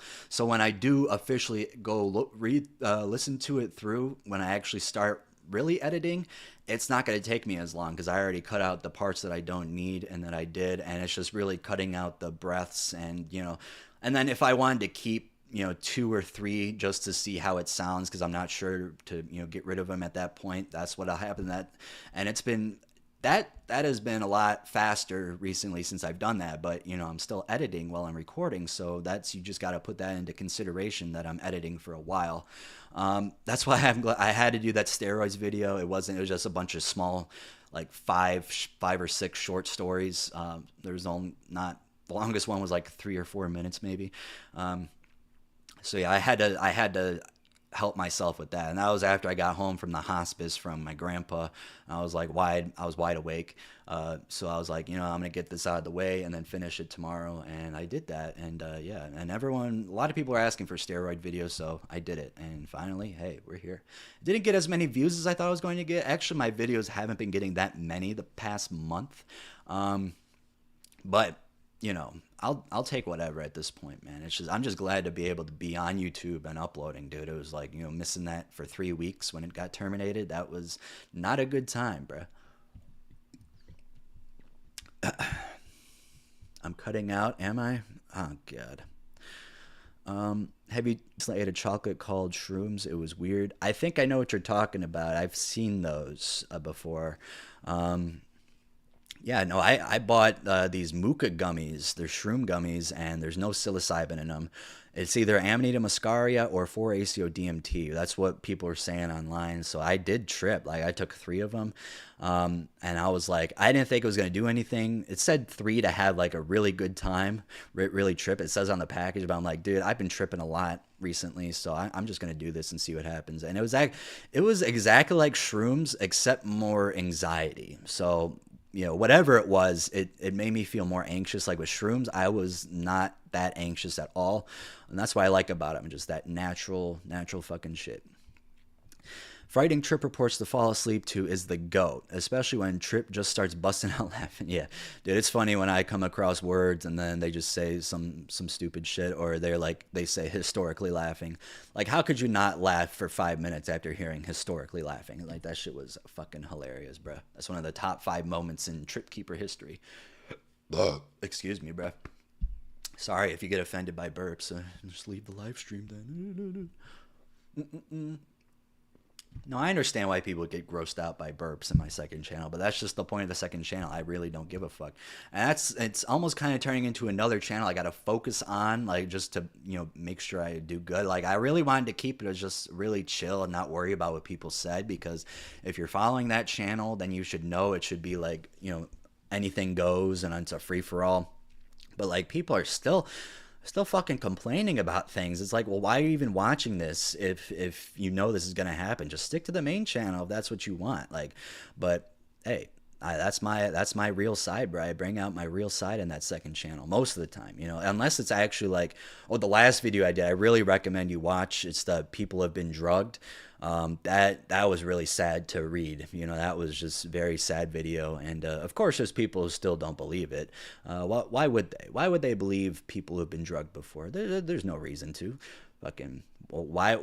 I don't understand why they would fake that story and put it on Reddit for everyone to see, especially in the specific subreddits like Ask Women or whatever. Like, maybe at most it could have been exaggerated, but no, like, I don't, like, if I'm going to go and tell a story on Reddit about me being drugged, like, I'm not going to, or if it didn't happen, the last thing on my mind is going to Reddit and uploading a story where that happens. Like, what's the point of doing that?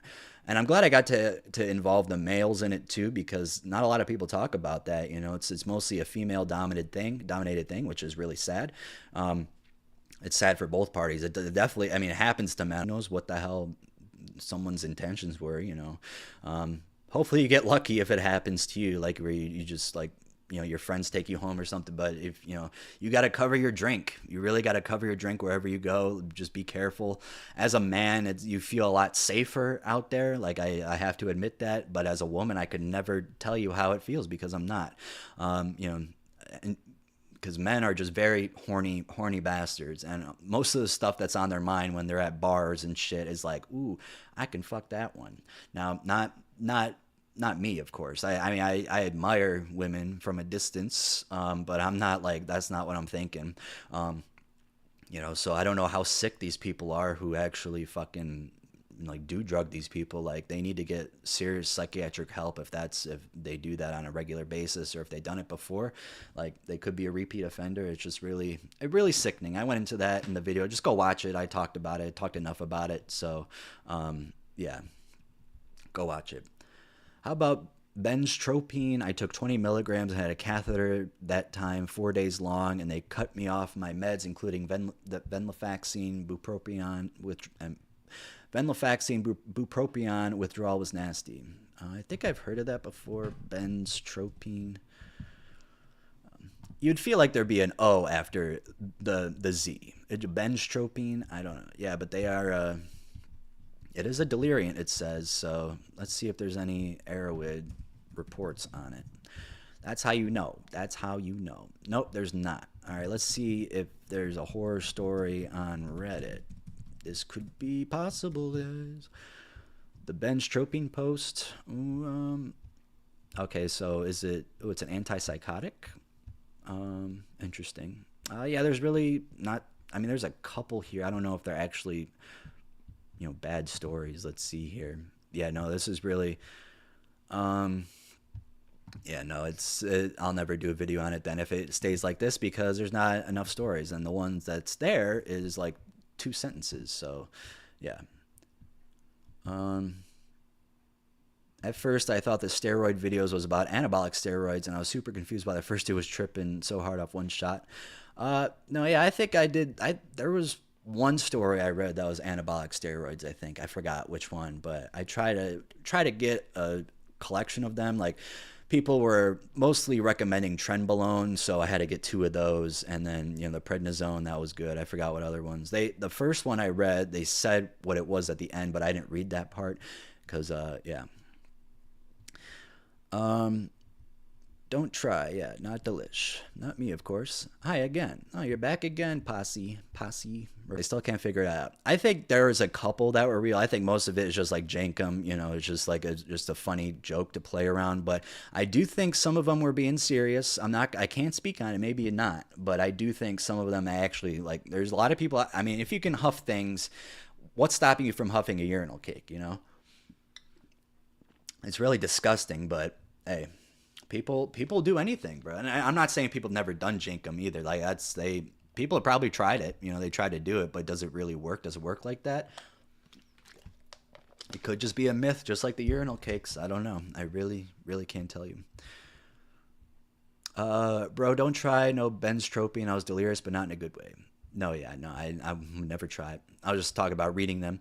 No, it's not antipsychotic. It combats antipsychotic side effects. Okay, yeah, because they said antipsychotic, but I didn't know if that was like if it was an antipsychotic, because it did say it's anticholinergic. So that's that's a deliriant for sure, baby.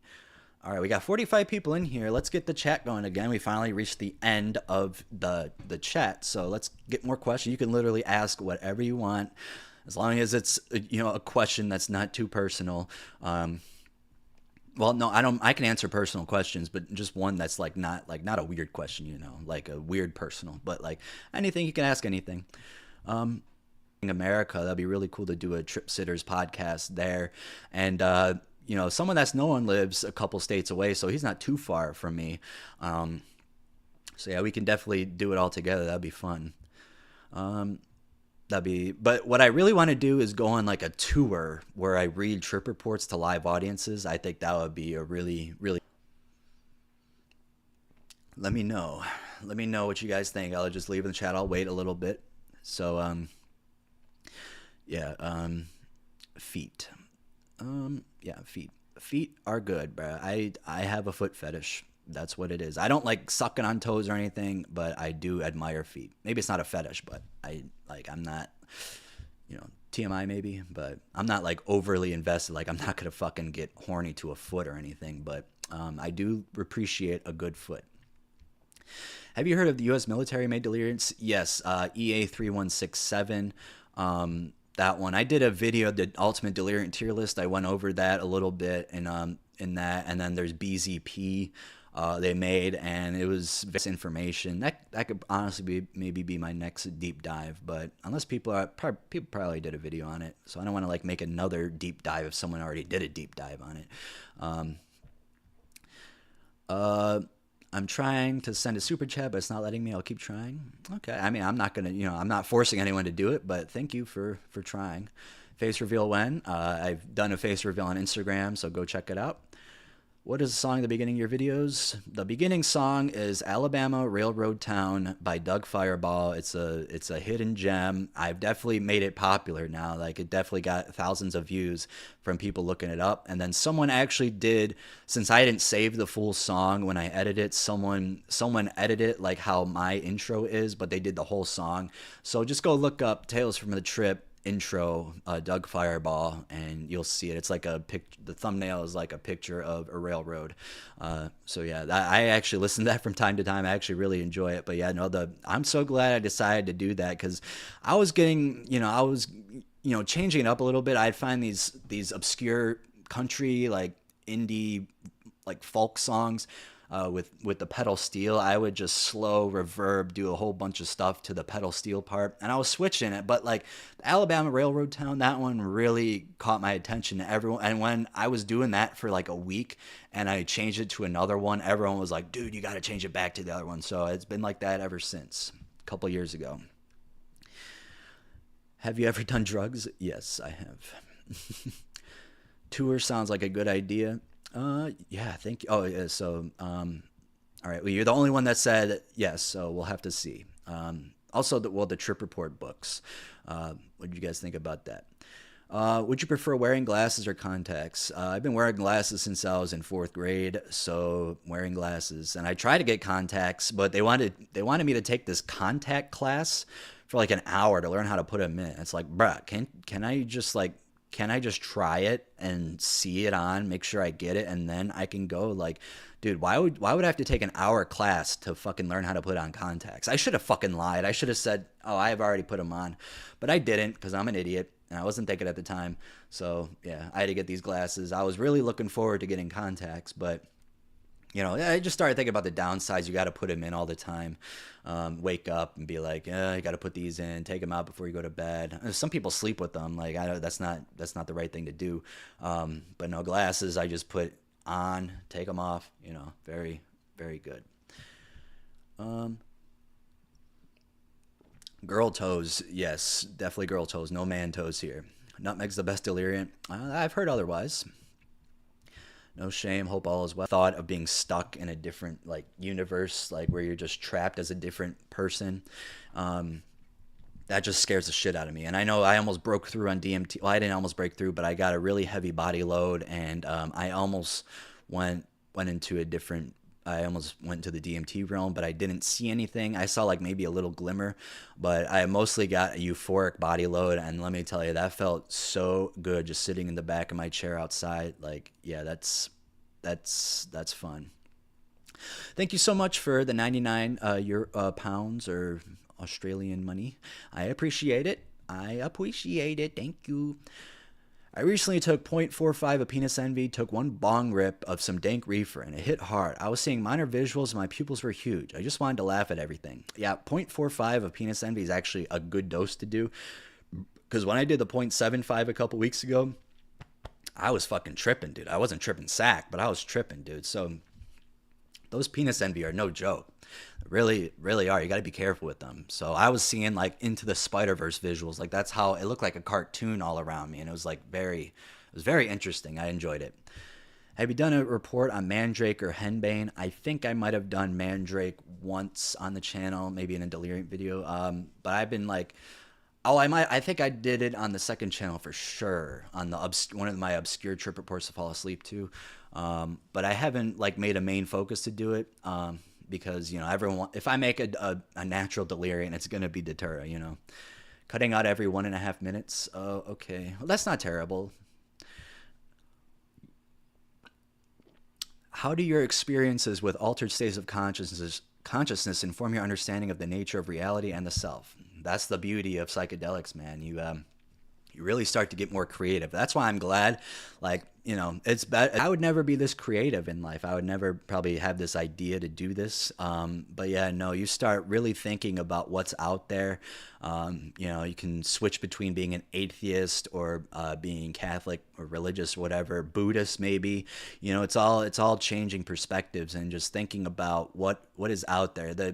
What I always think about, and not just psychedelics, but just anything, but like the fact that DMT is in the brain naturally, and then melatonin, basically almost the same chemical structure, but way different feelings. Like melatonin is like if you went to the DMT realm in your dream, it's just dreams, but DMT is like real life dream, and just like I've always said this, I've said this a couple times even on the podcast, where when you smoke DMT, since you're smoking such that concentrated version of it, no matter what kind you are, it's going into your brain, and like that DMT that's already there naturally, like it just comes together and it shows you what real life is like. And that's why I think these machine elves and shit you see on DMT, if you really break through into that, and creators of our universe came from. And I always make a comparison that your brain has it in your brain has the DMT in your brain, but your brain is not letting you focus on it because your brain is just trying to make you survive and not focus on the things that don't matter. So just like if you look forward, you can't notice your nose until you start noticing. Until you look at it, you're like, oh shit, I can see my nose every time. Then you notice that your nose, you can see it even looking forward. And you're like, damn, I've been able to do that this whole time. It's just your brain blocked it out. Your brain blocked out your nose because it's not important, because you always see it. And it's just like, why would you need to see your nose like that until you actually look? That's how I compare it to doing DMT. If that makes any sense at all. Like, I don't know if I'm making sense, but like when you smoke DMT, your brain is the real life that was created. And I think it's a very plausible idea that those machine elves, DMT entities, are the creators of our universe. Now, it could all just be a hallucination of the brain. It could all just be like, hey, it's a psychedelic, that. But like it makes more sense for that. And the fact that you cannot understand where our life came from, even the Big Bang, like you can believe it. It's very logical that that happened. And, I believe it too, but you don't know for sure because we don't know. And every time you try to think of that, think of how the universe started, like, well, what created the Big Bang then? Or what created God if you believe in God? Like your brain simply cannot think of that. Your brain is just like it basically crashes. Like you're just trying. You're like you got gear spinning in your head, and then they stop. You're just like you shorten out and just like short circuit and shit. You're just like, oh my god, blah, blah. And then you have an existential crisis because your brain's like, no, you can't think about that. But yeah, no, that's how I compare it to. Just that's why I love the universe. I love learning about space because it's just so fucking interesting and we don't know what's out there. I do believe in aliens, and I think they haven't visited us because we're fucking stupid. You got to think an alien life force. If they were to come here, it would either be for our resources, or to see how we've been and see work together, maybe, or kill us. And they see that we're like a zero 0.6 or 0.7 on the Kardashev scale, and that is nothing. They're probably at the 4.0 or like something higher than that. They're putting Dyson spheres around their stars and getting unlimited energy. And I think, honestly, I don't think the universe will ever die. Like, yes, things will explode, but I think if a civilization lives long enough, millions of years, to get to that point where they're so technologically advanced from Earth, like that is not possible. But I do think in the future we'll be able to create that, or maybe like another energy source that can give us life that doesn't need stars, doesn't need like sunlight or whatever. I feel like that could happen in the future, like a very long time. Maybe not our civilization, but another one, another alien life form. Just whatever they may be. I'm sure if you believe in the multiverse theory, then I'm sure fit a number of anything, But when I think of aliens, I think of things we would not be able to comprehend that can view us. Because it's hard to comprehend a fucking octopus in the ocean. Like, how the fuck is that thing living there? And then there's other like the deep sea creatures. Like, that's what I think aliens are gonna be like. They're gonna be so outlandish looking like that you just can't even believe your eyes. Like, holy shit, that's the alien. It's not that gray, that small gray thing that has big bulgy eyes. Like, at all. But yeah, no, that's basically where I'm going with that, with the DMT. I think they had something to do with this universe, because you got to think about it. This universe, whatever created it, whatever came from it, it came from nothing, from one thing. Well, one thing nothing or something, but it if the Big Bang is true or whatever, you gotta think that all came from that. So if you think about it, it's not just crazy that every person on Earth is a very long distant cousin, at least. But just the stars, the fucking galaxies, the black holes, like that's all a part of us, And that's why I think DMT is involved with that, because the DMT was in our brain. So that DMT in our brain is also the sun, another fucking planet. That's why I think that, like, when you're hitting that, it just shows you what real life is like. And I feel like people who describe the DMT realm, it just seems like a whole nother universe. And it's very hard to describe the trips though. But that's how I view it. I don't know. It's probably not right, but that's just like from a creative perspective, from psychedelics and reading these trip reports. That's how I feel like how the universe is and what real life is like. Oh, thank you for joining as a member. I really appreciate it. Welcome to I Know That You Care. I love it that I know that you care. Thank you so much. I appreciate it. I really do. All right, let's see where we're at. All right, wait, hold up. Damn, you guys commented a lot. Shit. Sorry, guys, it's going to take a little bit for me to get through all this. Thoughts on the afterlife. See, the thing is, I'm I lean believing in God. Like I'm 75%, 25% believing in him. I don't know what religion though. I don't know if it's like a Christianity or Catholic or whatever, but I for it not to be like like something that wasn't God interfering. Like I made a couple deals with God, and I said, if I do this or if I don't do this, then you can punish me. You could do what I don't want you to do, and like things would come true. And then there's other things where like things in a good way would come true, but then other times it was bad that I didn't want to happen. That happened because I messed up in life. Like I made a promise with him that it wouldn't happen again, and then something bad happened. Like that's happened about 5 times in my life ever since I started doing that a couple of years ago. Like it's just it's too many. If it happened once, all right, I don't know.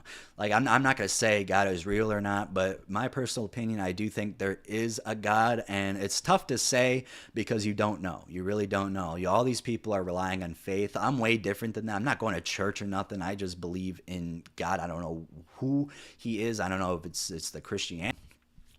But yeah, no, it's hard to say, and that's why I don't like it. Like I don't care what you believe in, but when atheists and Christians, like super atheists and super Christians, start talking about like, oh, there's the atheists are like, oh, there's no evidence of God, then he can't be real, or the Christians are like, they have all they have is faith and what they believe. So like atheists who don't believe in God because there's no proof, like yeah, I mean, there's no proof, but there's no proof of nothing either. So, like, how can you say it definitively? That's why I used to be an atheist back, like, my last senior year of high school. But then I slowly started coming back. And I was like, yeah, it's so hard to say, but people who are just so certain for it, those are the ones that piss me off. Like especially the atheists, like the mega Christians are definitely horrible too. Like they ruin the image of what God is and like what he wants to achieve. And like they base their whole lives around what the Bible says, and people even believe in the flat earth because of the Bible, which is fucking insanity. I don't know how you believe that there's a flat earth when you can literally go on a plane and see that it curves. But if you don't believe the moon landing, whatever, that's fine. I mean, I don't give a fuck. I mean, it's very, you weren't there. You didn't do it. It could be Stanley Kubrick. I don't know. But yeah, just not knowing and just being like, people who are just so certain of what happens is just make me so mad. Like, you do not know. That's why I'm agnostic technically, but I'm leaning towards believing in God. So that's how I am. And because there's just been too many coincidences. But the afterlife, it depends what it is. I actually watched this video on the afterlife tier list that, ranking them, and he was ranking all the afterlife options, and the best one to me seemed like reincarnation. I feel like that's probably the best one to do because you're always switching into a different body. There's infinite life forms, so you'll never get bored or anything. He made a really great point about heaven. Like, yeah, heaven, but you're gonna be there for eternity. So like, you're gonna like, how are you gonna pass the time? Like, yeah, you're gonna be there, like you're gonna do millions of years and you're gonna be able to do something, but like after a certain amount of time, you're gonna not be able to do anything, like, so that's the part that freaks me out about it. Like, yes, I would love to go to heaven if heaven is real, but it's just scary. I mean, it's definitely not as bad as hell. I mean, heaven, hell, that's way totally different things. Like getting tortured for eternity, hell yeah. I mean, please don't, that's something I would never want to do. You just got to be a good person. But yeah, no, I mean, some people who are into BDSM might want to go to hell. I don't know. They might want to be tortured, get something shoved up their ass, like a spike or something. I don't know. But yeah, just thinking about that, I was thinking about that before I even watched that video. Like, I was thinking, like, would you like get sick of being somewhere that you can't do anything? Like, how are you going to make part of death that freaks me out is the afterlife. So either the best thing to happen to me, I think heaven is still a top 3 option, but reincarnation might be number 1, and then just dying and nothing happening, that's number 2. I think that's the best. Like, you just sleep, you're sleeping forever. And yeah, I mean, I love to sleep. Maybe that's why, before you die, if you know you're going to die, maybe smoke some DMT. Maybe you'll be in that realm forever. You never know. Or maybe you become one of the entities. No one can be sure, because everyone who has died, who came back to life, I mean, they have explained seeing a white light, but there's no evidence of anything happening, and that's why you just got to live every day on earth like you would your last, because you're not going to live here forever. And especially with the election coming up, I don't know what's going to happen, but US is going to crumble down, probably a civil war start, and then everyone will die. So just got to enjoy every day, take every day as a gift. So yeah, that's how I feel about that. Do you believe that consciousness exists independently of the physical body? And if so, how have your psychonaut experiences shaped this belief? See, that's a thing. Like, if we have souls, like, are these, like, I think we share consciousness for sure. I think that is, like, it's because a lot of people do the same things. Like, humans are built the same way. They believe a lot of the same stuff. Now, you could be extremist, like you could be a Democrat, you could be a Republican.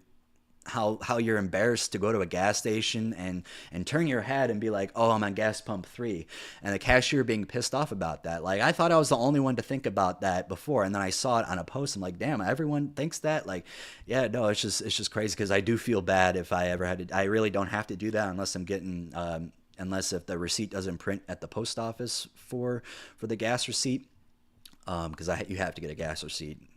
Make sure, because they know that you paid money on it. But like, if I have to go inside, like, I always try to remember what pump I'm on. I don't look back, because I can just imagine how annoying it is to be a clerk, just seeing people turn around and be like, and they're like looking around like they're like, oh, I think I'm on pump 3, and then just seeing that every day happening, like, that has to be super annoying, bro. I can only sympathize with you guys. I mean, I've been a fucking cashier before, so I know what these people think about it. Like, when I worked at Wendy's, people who were standing in the back had a lot of time to order, and then they just like, well, I'm running a blank right now. And then, just, yeah, there's so many things that you can talk about, but no, I do believe shared consciousness happens. Like, we all experience the same thing. And I do believe that my trips in the past have shaped it, because when I've noticed that people who haven't done psychedelics, they're not very creative. Like, this opens your mind to new ideas that you never thought you can have before. That's what I recommend about them. Like, I think acid might be it's tough to say if you should do acid or shrooms first, but I definitely think you should wait till you're at least 18 to 21 to do it, because you just need to wait. Because I did it when I was 15. I think. Right. Not to mention all of the endless sights through your body, including your ears, your eyes, and your brain. Yeah. I don't know what sights are. Sights. What is that? Minos? Do you mean aminos, like amino acids and shit? You have to tell me what that is, because I can't find it. Doop-a-da-boop. All right. I can't see my nose because I broke it so many times in fights and airbags. Yeah, I guess that's the only time. Binkus, bunkus, it's time to rip the bungus. I've been saying that my whole life, bro. Took 5 grams of the albino penis envy after taking a couple days off from daily dose. It was quite a ride. I did have a good tolerance from eating them often. I was able to eat 7 grams without losing it by increasing. That's an insane amount, bro. That is really so much. That's like 10 to 14 grams of a normal shroom. Have you ever seen shadow people on trips? Luckily, I have not met any. Usually if you're on a delirium or something, it's not a good sign that happened. But yeah, no, it's I've never seen the Hat Man or anything. I've had when the first time I had sleep paralysis, I saw like a witch. I've only seen demons a couple times with sleep paralysis, but ever since I was like, when it first happened, it's a really good conversation. There's a good Lex Friedman with Donald Hoffman about how we perceive reality and how we just experience it from perspective we need only for survival. I mean, that's basically what it is. We're trying to survive, so that's all we're trying to do. That's why we eat and reproduce, so we can continue the fucking life. That's what every life on earth here does. And sometimes, there's fucking give birth, and it's really, really crazy. And some people lay eggs, like some people lay eggs. Some animals lay eggs. I mean, I don't know, maybe some people, I don't want to misbirth anybody, but some animals lay eggs, like chickens and snakes and stuff. But yeah, no, it's that's another question. It's a very popular thing that people say. Was it the chicken or the egg? What came first, the chicken or the egg? But if you really think about that question, that is a really tough question to answer. And it's like when your brain is just spazzing out, you can't. Because like the egg, like was the egg first? Like did the animal get birthed out of the egg, or did the animal come out and they, most likely it probably evolved into that way where they started giving birth that way. But still, like that is just so crazy to think about where the egg came from, man. Like what the hell, bruh? Like, man. What's your take on the else that's out there? I really don't know, but I do love talking about aliens. Talk about the universe for real. Yo, I'm currently tripping on DXM, lol, but love you tales, listening to your videos while working on commissions. Thank you. I appreciate you. Aliens probably be like the aliens in that movie Arrival. They were pretty abstract. I still haven't seen that movie. I need to see it. I do love Denis Villeneuve. I think he's a really great director, so I have to watch it. Because I talked really long about that one question, so don't be patient. Bro, I took 4 tabs of N-bomb and I saw the multiverse I was looking in the mirror and I saw it multiply as if I had the vision of a housefly, like 100 different images of myself warped to this one. Yeah, when you have experiences like that, I mean, that makes you just question everything, bro. So it's like really, really tough. We are the universe. That's what I was saying. I think we are the universe. Like we are all one. You are me. I am you. Like that's all. I am this table. I am this pen. I am this microphone. We are the universe experiencing itself. That's basically what it is. Or it could also be you are the only one. Like this could literally be just me talking to you people. You might not even be real, and it's like a Truman Show thing. That's why I love that movie too. That movie is freaky. It's a really good movie. It is freaky in a lot of aspects, but they made it a little lighthearted too. So it's not like a disturbing movie, but the concept is very disturbing, and nothing is there's no evidence to say that that's not true. Like you are just in your own body and you're experiencing everything just yourself, and everything else that is interacting with you is just a figment of your mind or someone controlling it maybe. And that's why I kind of believe the simulation theory too. I feel like, if technology is that advanced, we can eventually do this ourselves, especially with AI growing and virtual reality getting better and better by the day. And just AI, I mean, AI is growing exponentially, dude. It's like insane where it's at now. Like 2 years ago, you could barely generate a fucking image of that. But now if you want to do it, dude, you can get the clearest fucking image ever. And then there's other things, and then Chat GPT, of course, responds to you in like a fucking second, whatever, no matter what question you ask.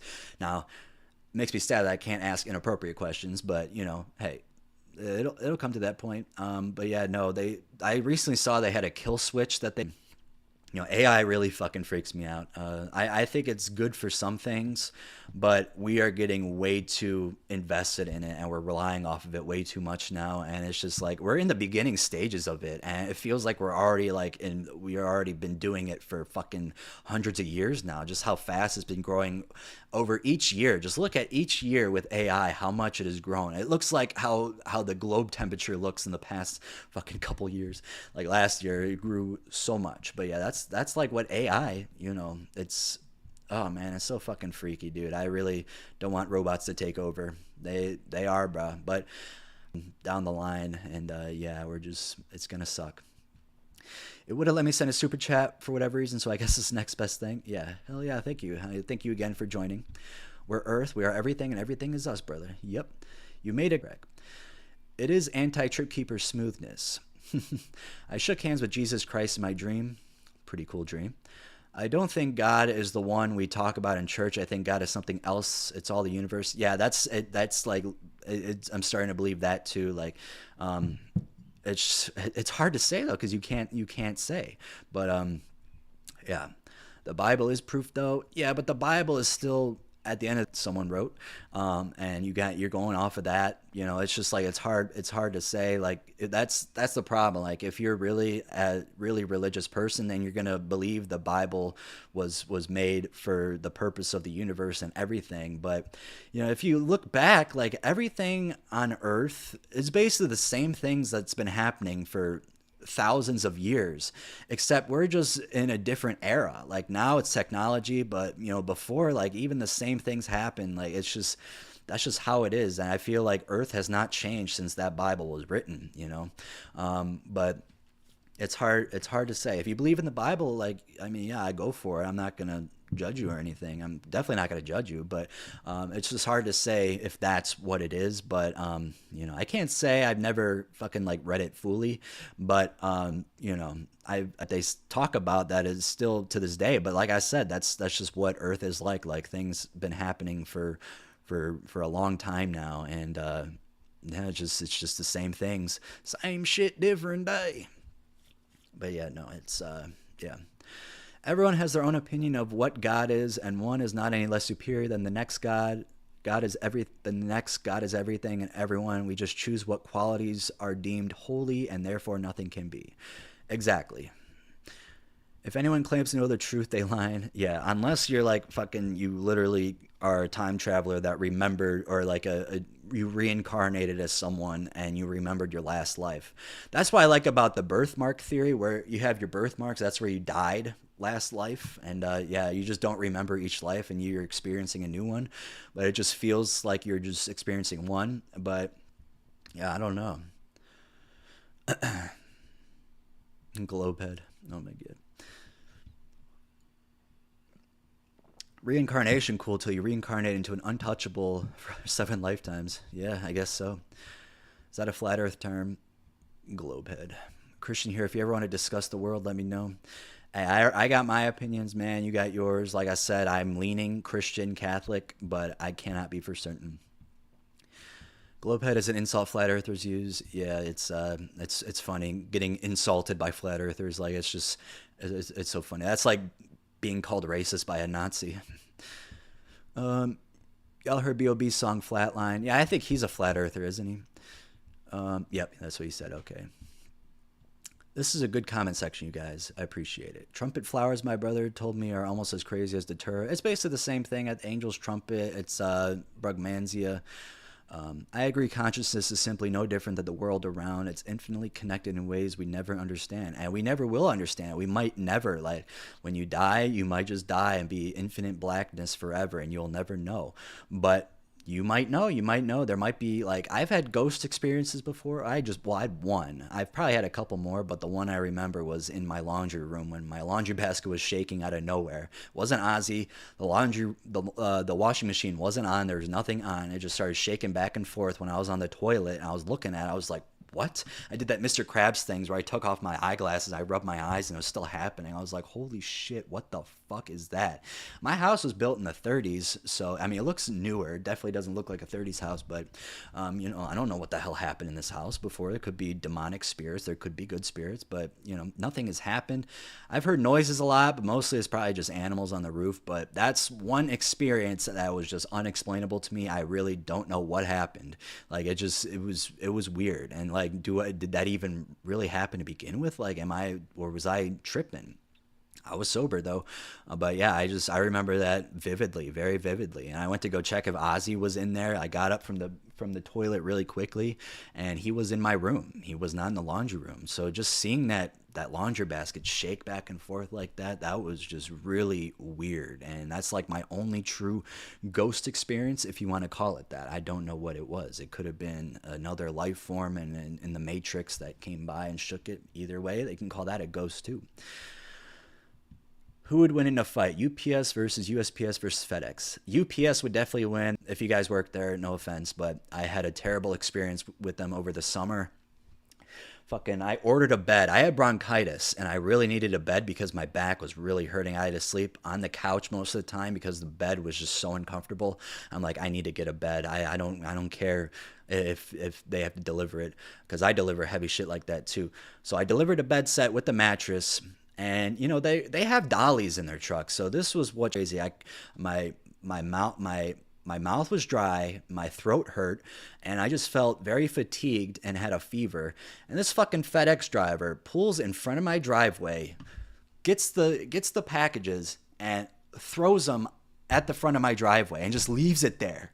And oh my God, I got so fucking pissed. Now, my driveway's not that long, but still, when you have bronchitis and you have to walk out there in the heat, it was July out. And I should have, when it happened, I had a FedEx thing ready. I was writing a complaint, but I'm like, oh God, I just don't want to be a Karen or anything. But like, I think no one would have disagreed that I could have been a Karen in that moment. That shit pissed me the fuck off. So every time I see a FedEx employee, I look down or I flick them off because I just your one employee ruined their whole company for me. That really pissed me off. Yeah, FedEx would definitely lose. Yeah, no one likes FedEx. I mean, I see other FedEx packages being delivered at front of driveways too, like even a normal small package. Like, dude, FedEx just doesn't give a fuck. I think Amazon has some good competition with us, though. I think because they take pictures and you get delivered fast. Like, yeah. Love how you're spitting straight fire than just wet farts. Yeah. Am I farting? His intentions are beyond comprehension. Wet farts transcended the states of matter. Yeah, well, what is a fart? What is a fart? Um, let's see here. Wait, it just when I scrolled down, it went all the way to the bottom. So, can't hear me. I mean you're the one that's saying that, so I'm like really not sure if it's me or just your end. Maybe restart your computer or something. The egg has to be first because the chicken comes from the egg, but the chicken has to be there for the egg to come. So that means the chicken came first, but the chicken comes from the egg, so the egg had to. Yeah, but like just reading that does not make sense at all, does it? Like it's hard to even fucking believe that. I mean, it's hard to say, like, I don't know, man. These organisms back in billions of years ago that created all that led to us, like, man, what the fuck? Technically, the chicken came first because before there were asexually reproducing organisms before egg-laying ones. Yeah, it's tough to say. Have you ever heard of hypnagogic hallucinations, where when you're falling asleep you hallucinate? I had it really bad last night for hours, and I hallucinated that I was working my job. It sucked.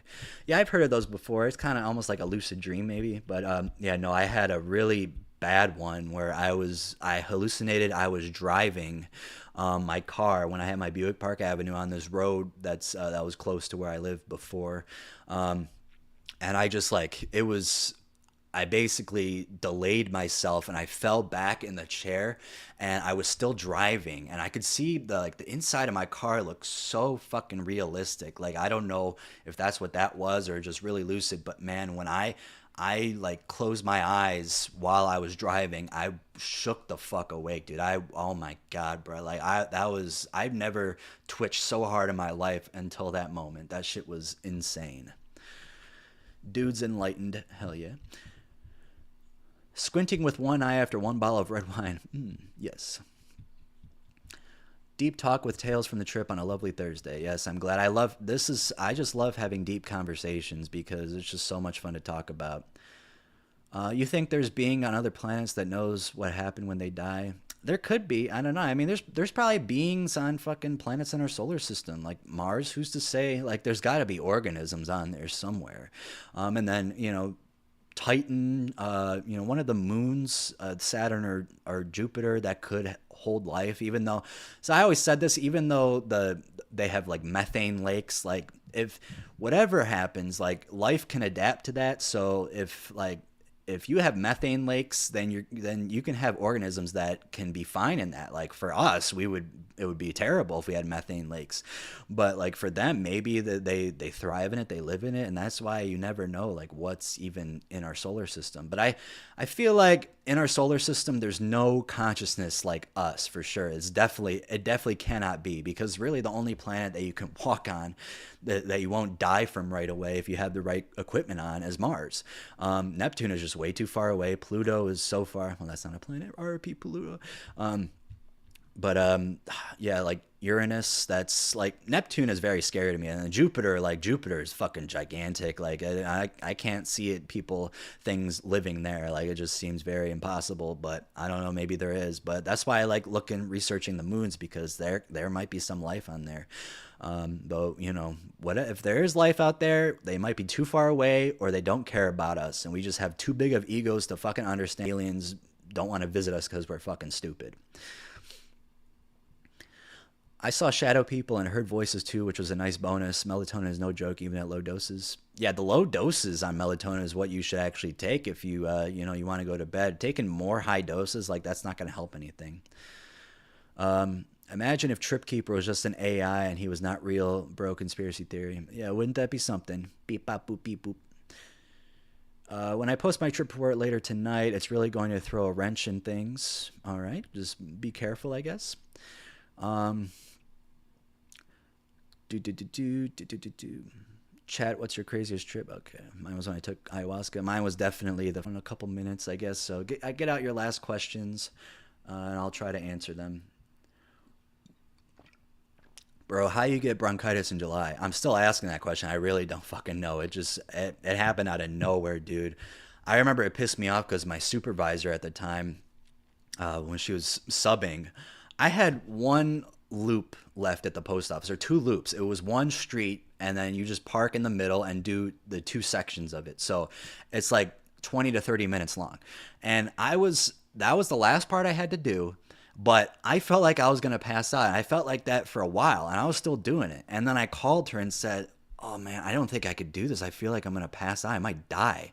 And then she got pissed at me that I had a loop left and I couldn't do it. It's like, dude, why would I call the office and say I can't do this when it's one fucking street left? Like, don't you think I'd want to do that shit? Like, there's no possible way of feeling that a little bit. And then I found out I had bronchitis and I was off for a week. That was the only good part about the bronchitis, was that I got to be off of work. But it was almost... Honestly, it was worse than the COVID that I had, except the COVID with the swallowing. Oh my God, dude. I felt like a knife was going down my throat. That was the worst thing I felt from either of those sicknesses. Thanks for your videos, brother. You're welcome. Keep it that way. Alcohol is not good for you, and in my opinion, not even a good drug. Nope, not. Amazon truck driver winning for sure. Although there was a CDL Amazon driver the other day that almost crashed into this car, and it was funny. Well, it wasn't funny, but when I was coming home from the hospice, they were behind me, this car, but their brights were on, and I was getting so pissed off. Like when I looked back in the rearview mirror, all I saw were these blinding lights.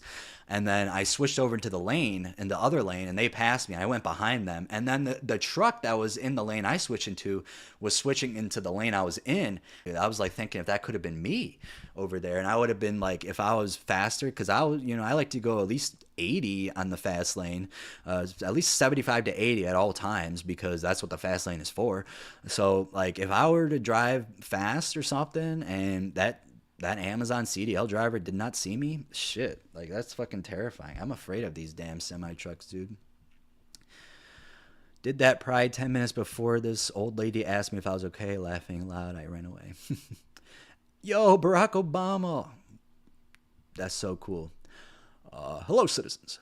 It is me, Barack Obama. Yeah, I used to do Obama impersonations. When I was in improv in high school, I did a Trump skit. And it was a really good job. I used to really do a good Trump. Now I haven't really done as much, but I do recommend watching Josh Rosen impressions. He does fucking euphoria until you have a whole theater of people laughing their asses off at something you said. And just, it was constant, dude. It was so, oh my God, I had so much joy and euphoria inside my heart. Like, it was just amazing to make that many people laugh. Like, it was back in, when Hillary was running, so there was a Hillary lady impersonating, and no one laughed at her. I was the star of the show that night, baby. Because I mean, impersonating Hillary, like, that's not even funny to begin with. So I kind of felt bad that I was stealing the thunder from her, but hey, that's what you got to do. And then basically, when you do improv, they do a bunch of skits. It's like, whose line is it anyway? We basically did a lot of games from that show into the improv. It was basically that. I mean, it's really all that it was. And when I stayed in my uniform, I stayed in costume, I stayed in character. Like, I was a method actor that night. And the teachers literally had to stop me from going up because they just wanted it to stop, because it was just like, it was too much, It was just, that was one of the most blissful moments of my life, just hearing that. It felt so good.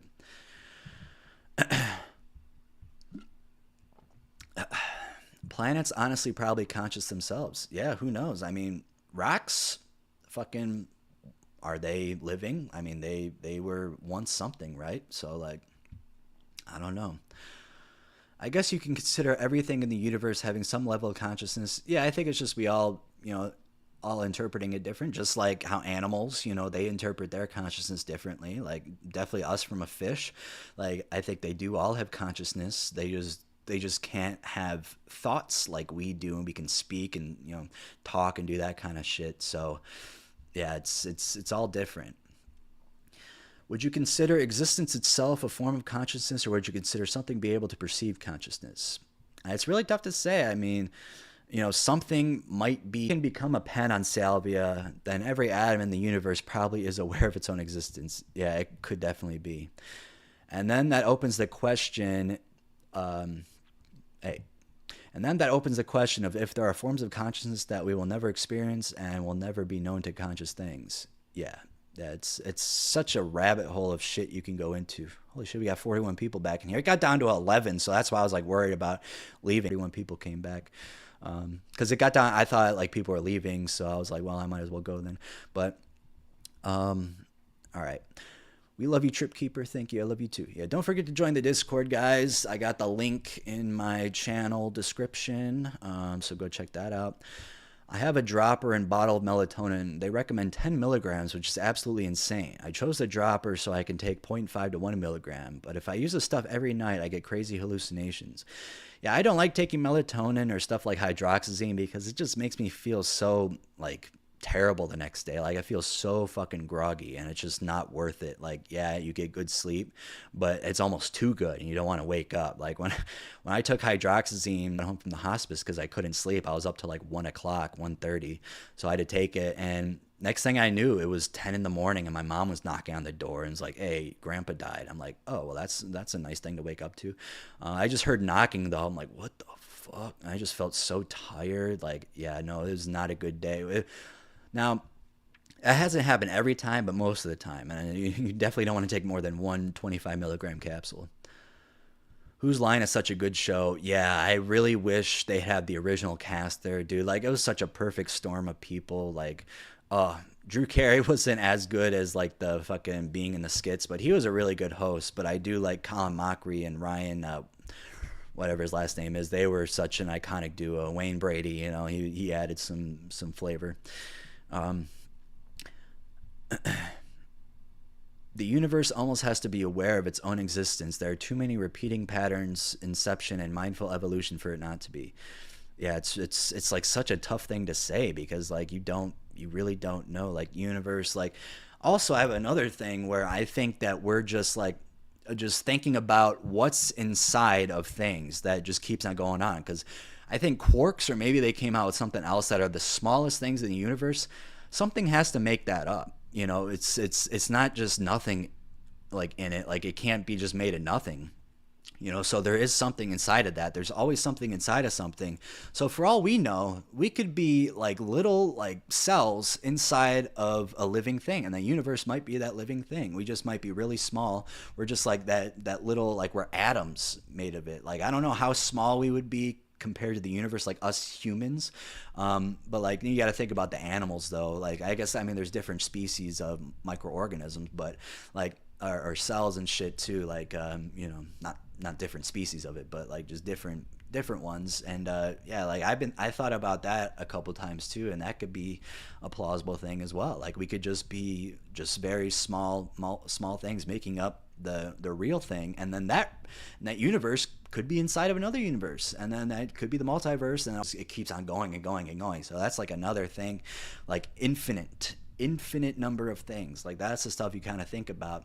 And then there's another option that it's really not that deep, and we're just here because we are, and there's no explanation for it. We're just here, and it's just only us or something. But like it's scary to think about.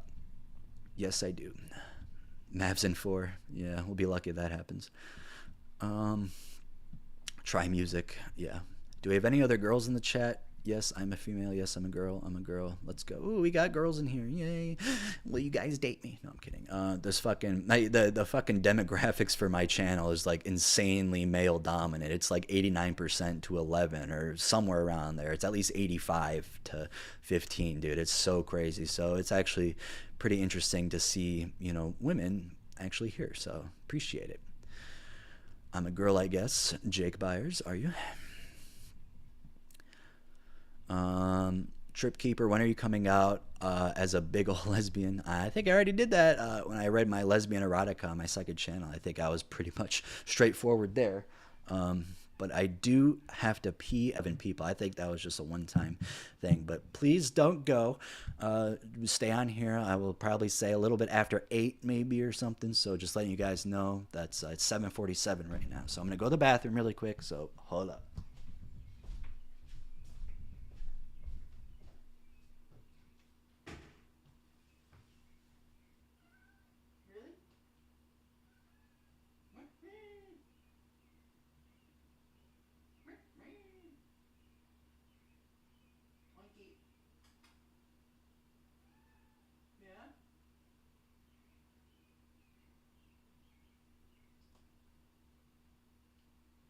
Hey, what are you doing? You're so cute. I can't wait to lay with you tonight. I'm losing my voice, huh?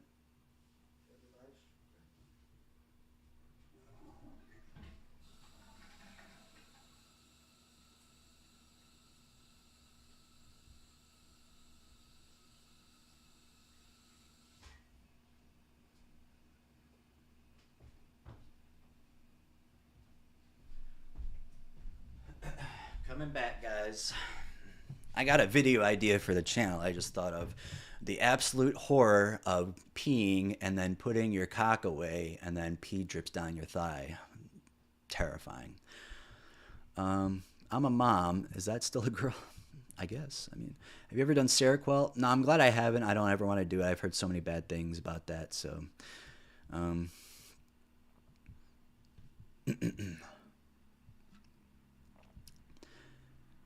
do do do do do do do. Should I start a homemade circumcision business? Hey, no one's stopping you, bro. You could be a perform what bris? That's what it's called, a bris, or is that just for Jews? I don't know. No, I'm just a chick. I'm just 38 year old chick. Traveled back in the day with widespread and Fish. I had saw a concert at the Las Vegas Sphere where Fish was at. It looked really psychedelic, bro. It looked insane. I would have loved to seen that. You got to find some trip report of someone who went through the agony of EA3167. Yeah, I found some, but I can't be for certain that they're real because it's very like I don't know. You gotta be careful with what you put out there because like I try to read as much like I try to find the realest of stories that I can. I can't help it when people think it's not. But yeah, no, it's scary. Oh yeah, BZ. That's the other one, BZP. I think that's what I saw. I didn't see it. Yeah, I didn't see any for EA3167, but yeah, BZP is on there. I think. Yeah, here we go. Wait, this isn't it. No, that's piperazines. What am I thinking of? Is it just BZ? I forgot what it was called.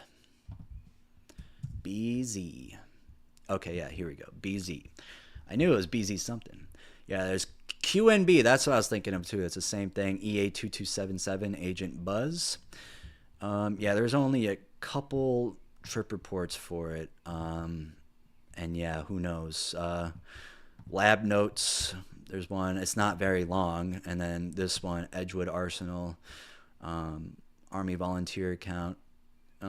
That's why I don't know. Like, it's someone. This could be something that people would make up, like a story about that. Since people, it won't happen on the channel. I might do a deep dive into these drugs, like I said earlier in the live. But yeah, no. Usually, when I try to find a good story, I I like to look up like the drug and then horror story, then Reddit, or like drug ruin my life Reddit, or ruin my life Arrowhead, something like that.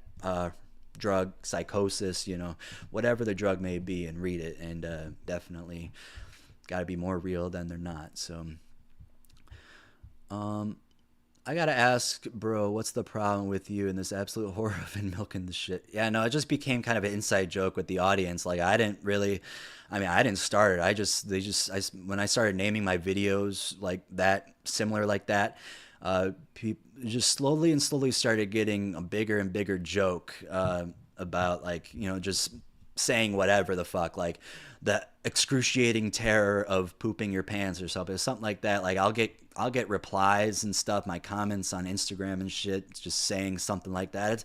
It's really funny to have an inside joke like that for my viewers, because it's like something that belongs to you. I think that's really cool. And I never get sick of them. I think they're always pretty fucking funny.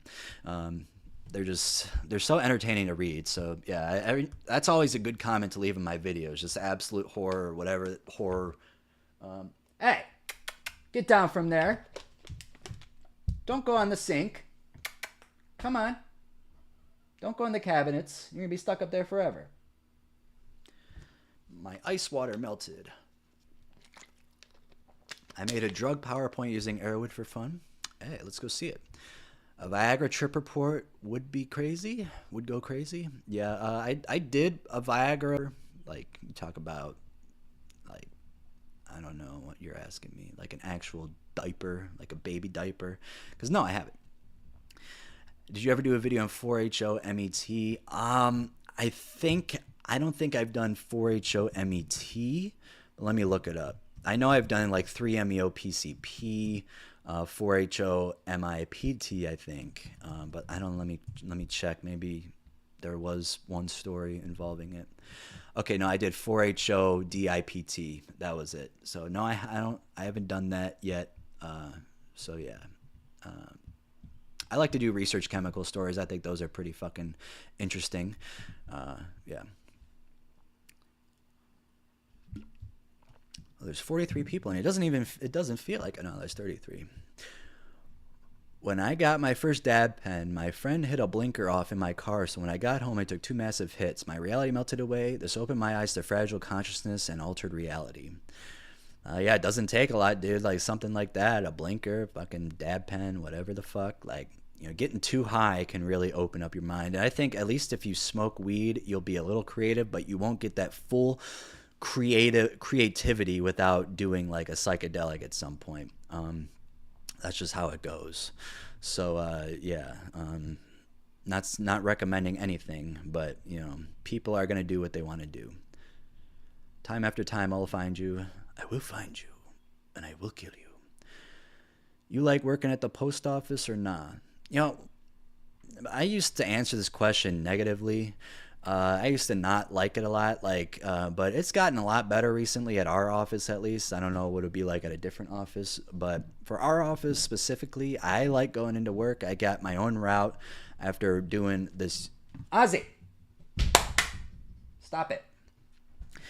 After I was in this U group for 3 years. A U group is when you become, so you start off as a CCA, a city carrier assistant, and you're a slave, and they basically ask you to do whatever, and that's why a lot of people don't last. But recently they've been lasting because they changed the contract, and people have been a lot nicer. When I first started, I had a terrible supervisor that made me work 16 days in a row, and I'm still here. So yeah, I'm not gonna quit. But she was just so evil. But now we've had nice supervisors since 2020. They change out a lot. We've had this one for over a year, I think now. Ozzy. But yeah, you start off as a CCA. It depends how long you go. You can make regular in a year, 2 years, or less than a year. Like right now, people might make regular because so many people are retiring. It all depends on who retires. That opens a spot for becoming a regular. And being a regular means that you get the benefits, you get a set schedule, and you know, your 401k and stuff. You get all that stuff as a regular. As CCA, you don't get that until you become a regular, or a PTF, which is basically a regular, but you're still treated like a CCA. But yeah, no, it's nice to have that regular schedule, because as a CCA, you never know, like you can never plan stuff. When I was a CCA, I was CCA for almost 2 years, and these people are making regular in like less than a year now, which is crazy. But yeah, no, being a regular with my own route, and I was on that U group. That's when I made regular. I was on the U group because it was the one that was open. And It was basically a U group is basically doing 5 routes at the station. Like it's part of your group. Like everyone has their own route. Like the regulars, they have their own route. But then there's these U groups that take care of the routes when they're gone. And then there's the CCAs, of course, for extra help in doing routes when other people, when they can't cover the route. But U group, you do the 5 same routes each week. Like one day you'll do that route. Next day you'll do the different route. And just you do that the different route every day, and then you go back around the next week when you have your day off or your days off, come back around, you do it. And it was just getting really annoying because these fucking carriers that I was carrying, that I was doing the routes for, they would leave me on fucking E a lot. They'd have messy cases and shit, and I had to fix what they were doing. I was getting so pissed off. I tried getting on other routes, but I got outbid because my seniority was low, but my seniority's growing pretty high now after all these people retiring, so that's pretty cool. But then this route opened up, which I've been on for a couple months now, and it's a really good route. And I really am glad I'm on it. So nice. I get my own set schedule. I know my customers. I made these postcards that said, "Hi, I'm your mailman. You know, so and so. I'm your new mailman, and I'm glad I can be," whatever I said on there, I forgot. And a lot of people came out and told me that was like the coolest thing they got from a mailman. It never happened before. So I try to build that camaraderie within the people that I'm going to see every day, because they're going to become, like family almost, just seeing them all the time. And they all like me, so that's good. At least from what I know, that people have talked to me. There could be people who hate me, I don't know. But yeah, if you're nice to the customers, you can get good tips on Christmas. Like some people can rake in thousands of dollars on Christmas time, which is crazy. But yeah, no, I enjoy the job now. You get to walk outside, get that vitamin D, that natural vitamin D, and yeah, so it's a good job to have. At least for what I'm doing. If I was a CCA, being a CCA is not fun, but if you can get through that, you're going to be able to get through the whole rest of your time there, because that's the hardest part. But now it's even easier. So yeah, no, it could be a good time. And if you're going to make regular quick, which it usually takes longer than a year and a half to 2 years to do, and the manager and supervisor is nice, it's going to be a good job. That's really all I can say. But sometimes you can get terrible supervisors, terrible managers, and that can make your experience horrible.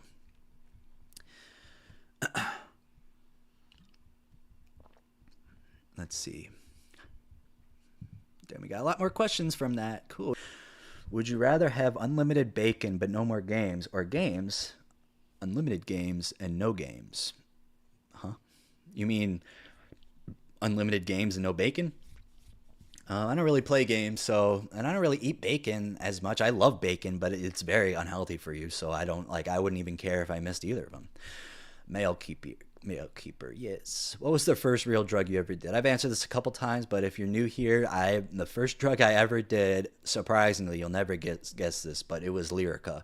For some reason, that was the first thing I tried. I even tried it before weed.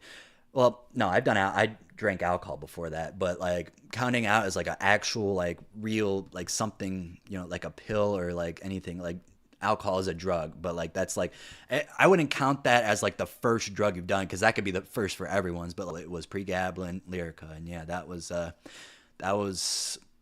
insane. I remember being at school and I couldn't even hold on to the walls, and yeah, that was a great time. I'd love to get my hands on it again. That's the last time I ever did it. How old are you? I am 24, so yeah, still pretty young here, but people are calling like 30-year-olds old now, so hey, it's coming pretty quick. So start there. Only if you know a cool contestant chemist and carry around a mass spectrometer. I think you're talking to someone else. Scary stories. There's as gap in the market for adult nappies, diapers. You should do the absolute ruthless horror of SSRI antidepressants. I've done a lot of videos on SSRIs and antidepressants, so go check those out. I have playlist about it. Trip keeper, will you come to my graduation party? Jokes aside, did you go to college or university? Yeah, I'm gonna probably have to pass on that graduation party invite, but thank you so much for inviting me.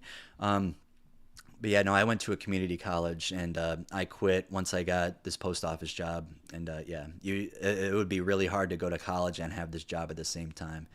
You can probably fucking do it like an online class if you really wanted to, but that's about it. I appreciate how nice you are to fans. Oh yeah, no problem. I try to reciprocate what you guys give to me. That's all. Kind of music you listen to? Like I said, I listen to hard rock and older country, not newer country or newer rock. I don't think that's good at all. And then like modern electronic music.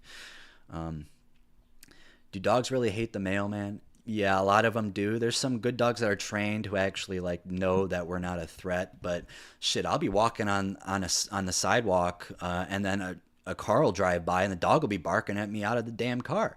Like, so I don't know what it is about us. Like, I know that like at the house it makes sense because we're getting on their lawn, we're intruding, they don't know who we are. But like, just like when they bark at me from a car and I'm not even like walking, like I'm not even walking by a house. That's the part that's like that makes me question about what the hell is the dog's problem, like for real. And then, you know, you think they'd be smart enough to see me every single day that I'm not a threat. Like every day they bark at you. The ones that bark, they always bark and they go crazy, dude. Like they go fucking insane. Some of these dogs. There's a couple on my route they go crazy, but there's also good dogs. You know, there's a lot of good dogs out there too. I try to give them treats when I see them. There's this like pit bull boxer mix thing dog that's on the corner of the street, and I was afraid because I didn't know it was on a leash and it was barking at me, but it was wagging its tail, looked very cautious. But I went up to it, not close, but I came up and I grabbed the treat and I threw it at her or him, and he ate it. They ate it, and no, they seem to be very nice. So sometimes, even if they are barking at you, they could just be barkers. But you can tell when a dog is vicious, dude. Some go fucking insane. The scariest dogs while delivering is German Shepherd, Rottweiler, or like a full-fledged scary ass pit bull. Those are the ones that are terrifying. They're just like they're so protective. Like the German Shepherds was the one that almost got me good, bro. The first time a dog almost bit me, that was very, very fucking scary. So and it was huge. It was almost bigger than me. And yeah, no, that was the owner grabbed her by the leash right before it bit me, and I had a panic attack for like 2 hours after that. I was like shaking so hard I couldn't even type. I was just so freaked out. That fucking scared the shit out of me. So every time I did that street again, whenever I had to do it, I was like always walking around. I never delivered to that house again because fuck them. You know, you have that happen, like dude, it might happen again. You're that careless with your dog. Time if you know I'm there and you see me, like keep your dog behind in your house, keep the door closed. If you have it outside, keep it on a leash and make it so it can't reach me. And it's just so stupid how these owners are so, you know, they're so careless with them. Do you have any t-shirt and suck as merch? I didn't do it yet. I ordered an electric desk and tipped the mailman $100. It was so heavy I felt bad. Hey, they won't. You deliver. You can order whatever you want now. Tipping them $100. I mean, that was a very nice gesture. They love you. Bacon gets cold too fast. Yeah, you got to eat it hot. Postal workers are the best unassuming dealers. LOL. Have you ever suspected you have delivered or handled something not exactly illegal? Legal? Yes, I definitely felt that way. There's been a couple times. I could just tell. I mean, no matter like I've had to have, even if I haven't suspected it, like I haven't. What drug did you take that gave you your hardest trip? Probably the Hawaiian Baby Wood Roast. I've been over it a lot of times. I did a video on the second channel about it and the main channel, so go check that out. Broke half game must be on point with all those steps you get in delivering mail. Yeah, no, my calves are fucking so defined. They're my favorite part of my body right now. I'm looking at them right now. Yeah, they're so very muscular. They're fucking big. And yeah, I love them. That's probably the most strongest muscle in my body right now. But yeah, no, it really defines your legs. You should see this one guy. He's in his 50s.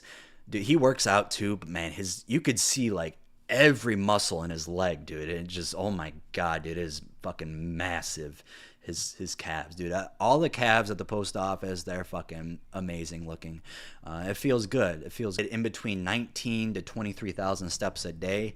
I don't know how many miles that is, but I'll have to count it one day. I'll have to see if I can put a thing on my phone to count that. I think I do have that health app is on there, but I don't know if I have to like, you know, make it set like that or if it'll just already say it. But yeah, let's see how much I walked on my last day of work. That was a couple days ago.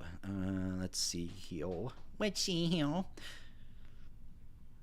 Doop-a-doop-boop. I walked 561 steps today, but that's not true. I cut the grass. Oh my god, yeah, look at this. On June 4th, I walked 24,106 steps, and the day before that, I walked 22,922. So yeah, it differs. That one's 23,000. 21. Yeah, like I said, it's like 19 to 23,000 steps a day. But hey, 24, I think that might be my record on this route. My record in a day is like 38,000. That was when I had one of the longest routes ever. Um, and and I had to do 3 hours of overtime too. Wow, my daily average in June 2020 was the most ever. It was 19,762. So I was still a CCA at that point. You could see when I became regular, it went down a little bit. And when I had routes that didn't really have as much walking, like apartments and businesses, that definitely lowers it. That's why I like my route. I get to walk everywhere. I don't have to worry about delivering businesses and apartments, and I can get that good, good walk in. I don't have to work out.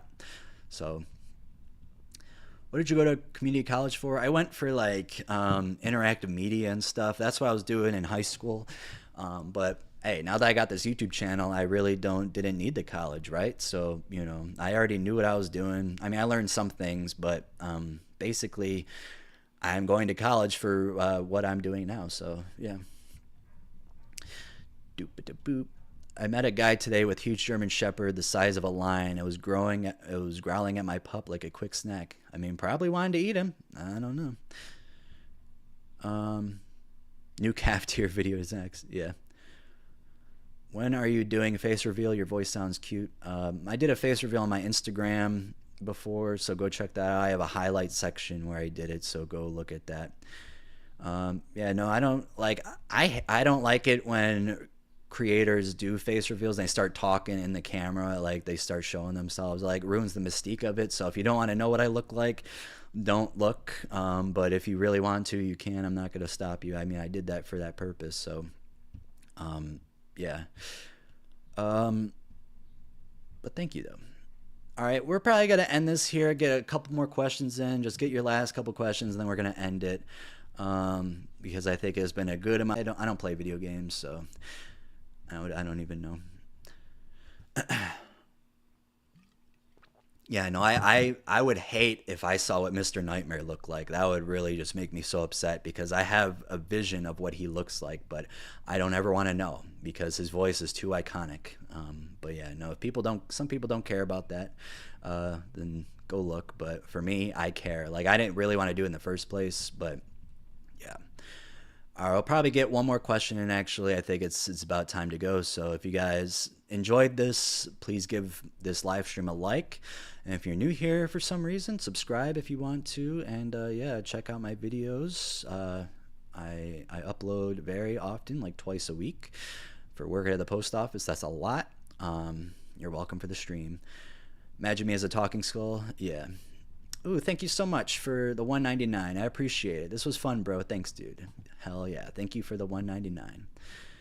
Oh my god, I love you and Mr. Nightmare Loki that goes for falling asleep. Yeah, he's got the most sleep voice ever. No, I recommend anyone who wants to learn about space more, or just is like space, look up John Michael Godier. It's Godier. He has the most falling asleep voice ever. There's no challenge to it whatsoever. But yeah, no, I appreciate you guys doing that. And yeah, so Discord, we got the Discord. Go join it. Like I said, the link is in this description box. I think. Wait, no, it's not. But it's usually in my other description boxes and my channel banner. The link's in there. So yeah. So.